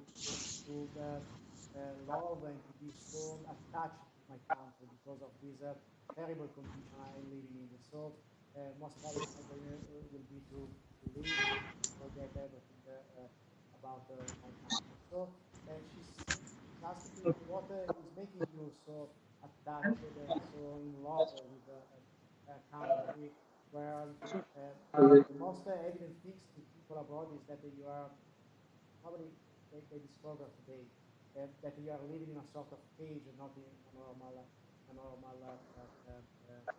condition. And then Gloria was adding, or this is something that you experienced since you are here, because this is a very long and incredible conflict that is evolving generation to generation. So, or how do you develop so great attachment when since 70 years you didn't have any opportunity for freedom? I want to say, I want to say that we are not heroes. Firstly, we are not heroes. It's a human nature that you are just yourself according to the situation that you are living at. We are born in this situation, and gradually we start to adjust to things day by day. So it's not something like miracle that we can deal with this. No, it's not. We are not heroes. We can deal it because we have it every day. Okay. That's Okay, let me translate it. Sorry, let me translate it. Sorry.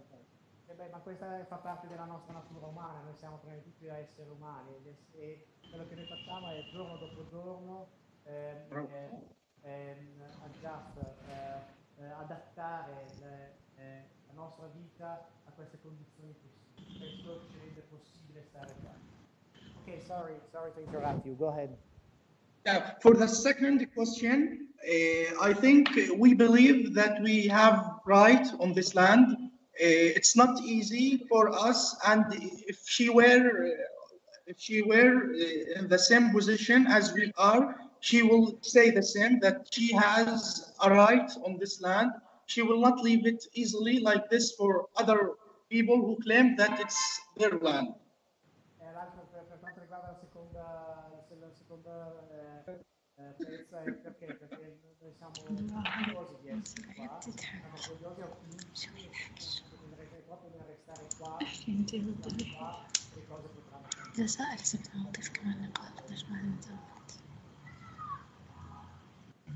Okay, very good. I want to add one more sentence, that we are, as Palestinians, known that we are stubborn people. So when something bad to us, we are not leaving him. We are stay and fight and fight and fight till the end. Abbiamo fatto niente di male per essere palestinesi. Resteremo qua e combatteremo fino alla fine.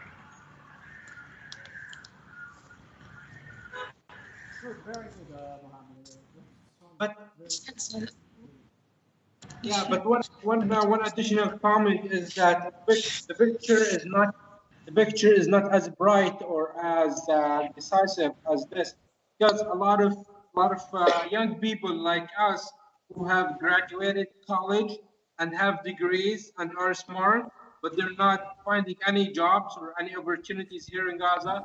Over the last maybe couple of years, it's I think maybe like in thousands that a lot of people have fled from Gaza to Turkey, to Europe, especially in Belgium. So there's a decent, portion of people, especially young ones, who think that they do not have a life here in Gaza, not opportunities. They've reached maybe 27 or 30 years old. They cannot depend on themselves. They do not have work, so they only see one way out, which is to go out and flee to Europe, Turkey, or any other country, maybe Arab country, and start a life there.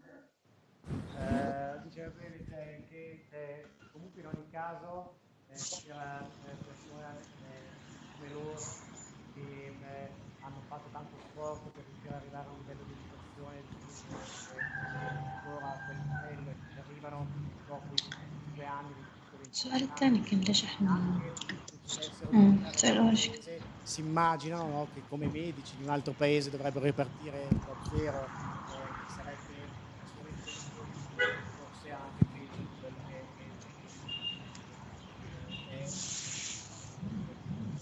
da trentenni diceva puoi immaginarti un paese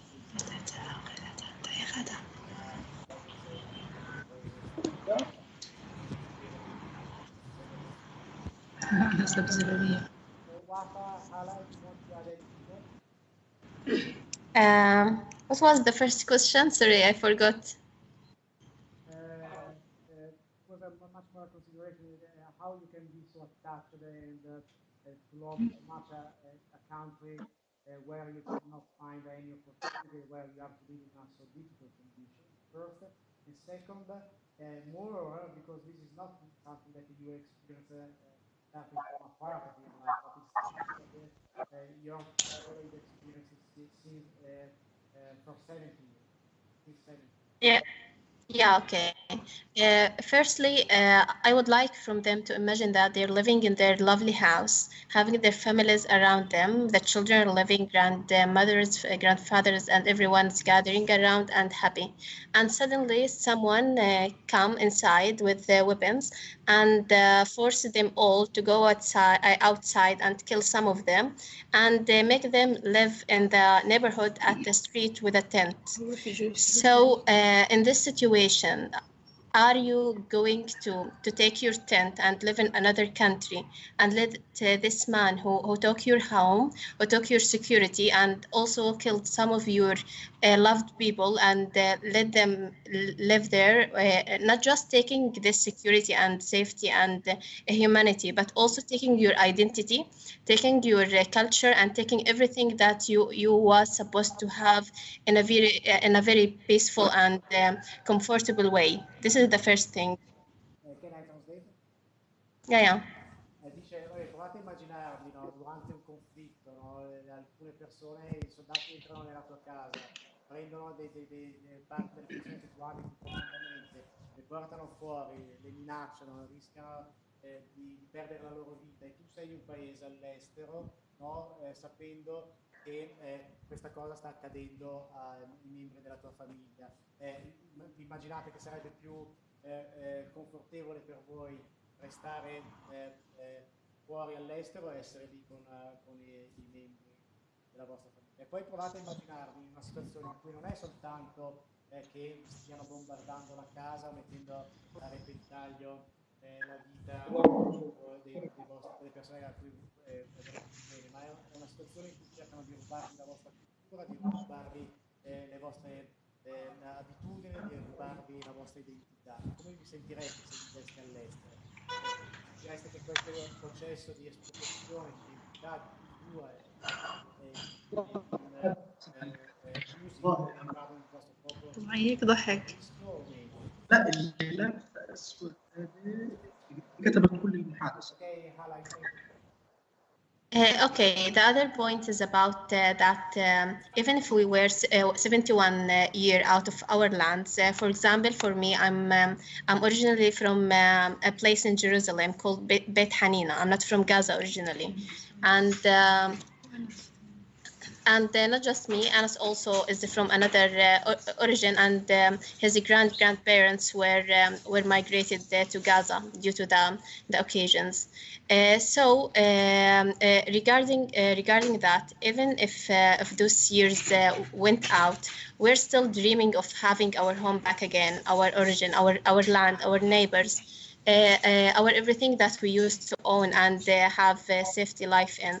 I have a grandmother that always tell us about the situation in 1948 when she was forced to leave, how she lost her brother, they lost the house, how many lands we were owing at that time, and also about the difficulties. it's not like if I went out, everything will be good. If I went out, I will be leaving my family. I will be leaving my neighbors. I will be leaving the other children who are coming as generations and will face the same injustice. It's something commonly happening. So if we didn't stand in their face, they will go on and go on forward, and they might reach to Egypt, Lebanon, Syria, and they have already done that. So those people must be faced and stopped in any way. Allora, dice perché lei dice sentendo la storia Stato di Israele e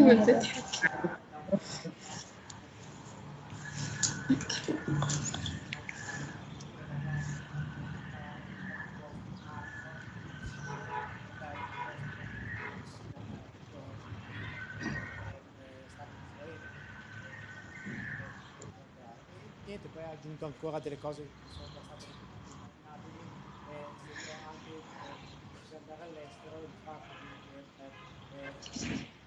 pensare e considerare dei miei familiari in una situazione così pericolosa come potrebbe farmi sentire, come potrebbe farmi stare. Okay. Anything to add? Do you have any question from the Italian students? Are you curious to know, for example, after your lecture, something that could surprising them, or even something that is related to their life as a student? Whatever you want.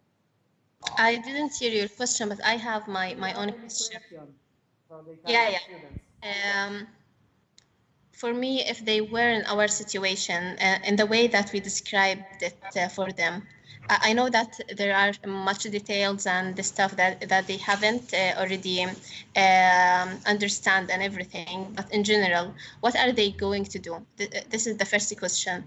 And the second, what were they knowing about our situation before having this this lecture, and was it impactful in a positive way for them or not? Okay. By the way, can I ask you to send these slides that you project today by email? Yeah, it's okay. Yeah, for sure. Okay. So, Yeah. una domanda a voi da parte dice, ma prima di aver sentito loro raccontare di questa storia, di questa istituzione, che cosa sapevate rispetto alla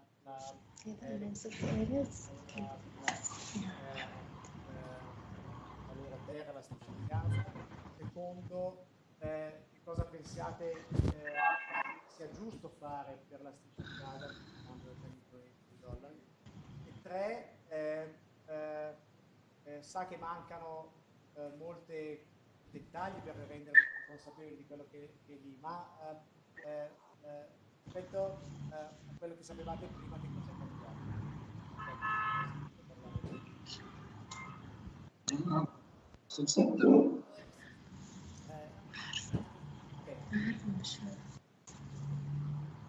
Francesca will try to answer the first question.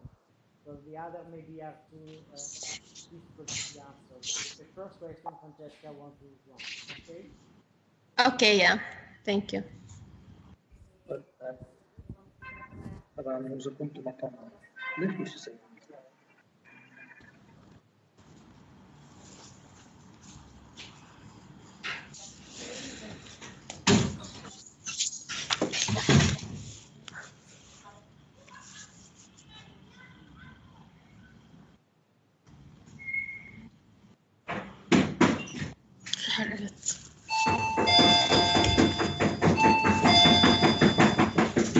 Sorry.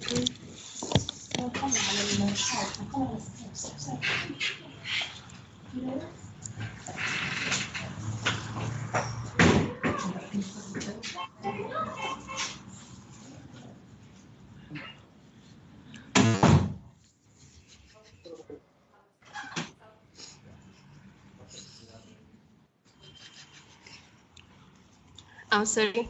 So firstly, what Francesca said that they had before, because of their process at school, that university, very few information about some of the historical facts, but that listening mainly about your today stories, your today life. She completely reframed this perspective and point of view. And what is really what is really new for her is now she's aware how much your life is under control, how much your life is under threat because of this military violence, how much the soldiers can do whatever they want in Palestine against your life. So this is it's very new for her today. Thank you. Thank you. Any other?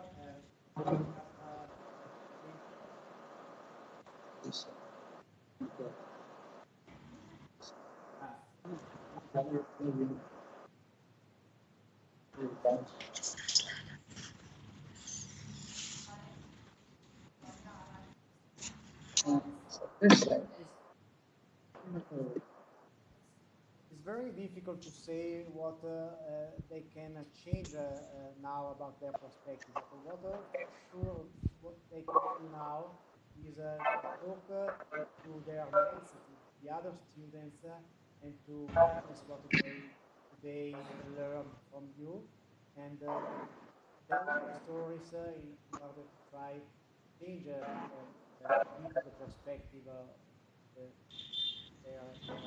their colleagues and their mates that are like they are victim of this kind of misinformation. Thank you. And if they also had questions or something, we're willing to do some kind of other lectures for sure. Maybe we can leave our email. Maybe we can leave our emails, or I don't know which way to communicate. Facebook. So thank you so much for having been here. It has been for me very emotional to be able to bridge my Thank you. my students in Gaza with my students here in Italy. And I think really this is a very beginning to try and to make Italian students much more aware about what is going on in this very beautiful, strong, and steadfast land as the Palestinian land. And I think they need you. They need you because your way show how much you are able to fight what it looks like to be impossible to fight. You should help them in claiming more about their rights that are more and more denied here, their land, the rights for decent and good job, right for expressing themselves freely, right to live a free life, even if they are not under a military occupation, they are under a cultural and political occupation, other form of political violence. So thank you so much for having been here. For sure, I will provide you. I will provide them with your emails, and if they want to be in touch, they will continue this inspiring and important conversation with you. So Thank you. Thank you so much. شكرا. See you. عفوا. شكرا. Nice to meet you. Ciao. Goodbye. Thank you. Thank you, Doctor. Penso che sia stata un'esperienza almeno per me, poi perché sono appunto anche loro insegnante a Gaza, loro supervisore.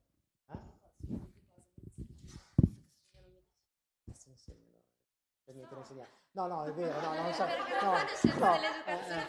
ragione, no, non è vero, perché loro non sono studenti a cui insegno, sono studenti che fanno ricerca con me, sono studenti di medicina con cui stiamo facendo adesso una ricerca sulla qualità della vita dei bambini che hanno subito operazioni chirurgiche masillo-facciali, cioè erano deformati per delle malformazioni dentali. Dopo questa operazione cosa cambia nella loro vita, con alcuni di loro su ricerche sulla violenza di genere, sulla violenza contro le donne a Gaza, quindi faccio più ricerca con loro, non sono esattamente studenti a cui insegno, e quindi quello che insegno loro è più metodologia della ricerca, come fare costruire un disegno di ricerca e fare ricerca e poi supervisionare le loro ricerche.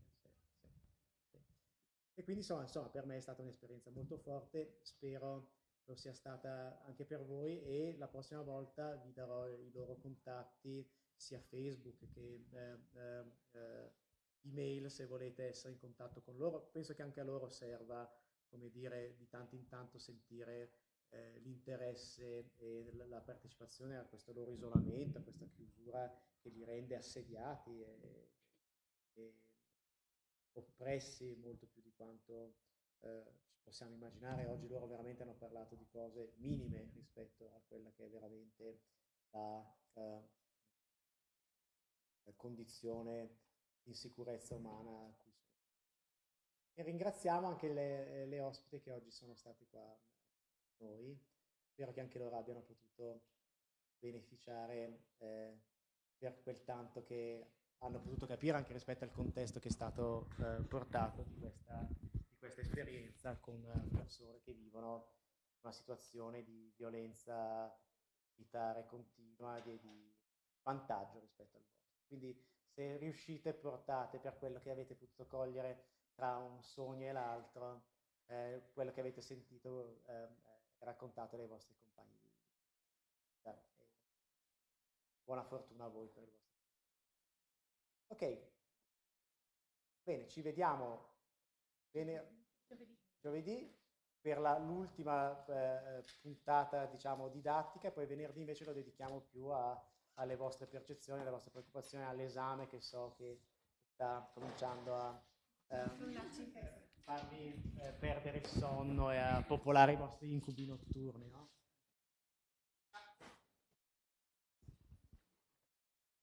Grazie a voi.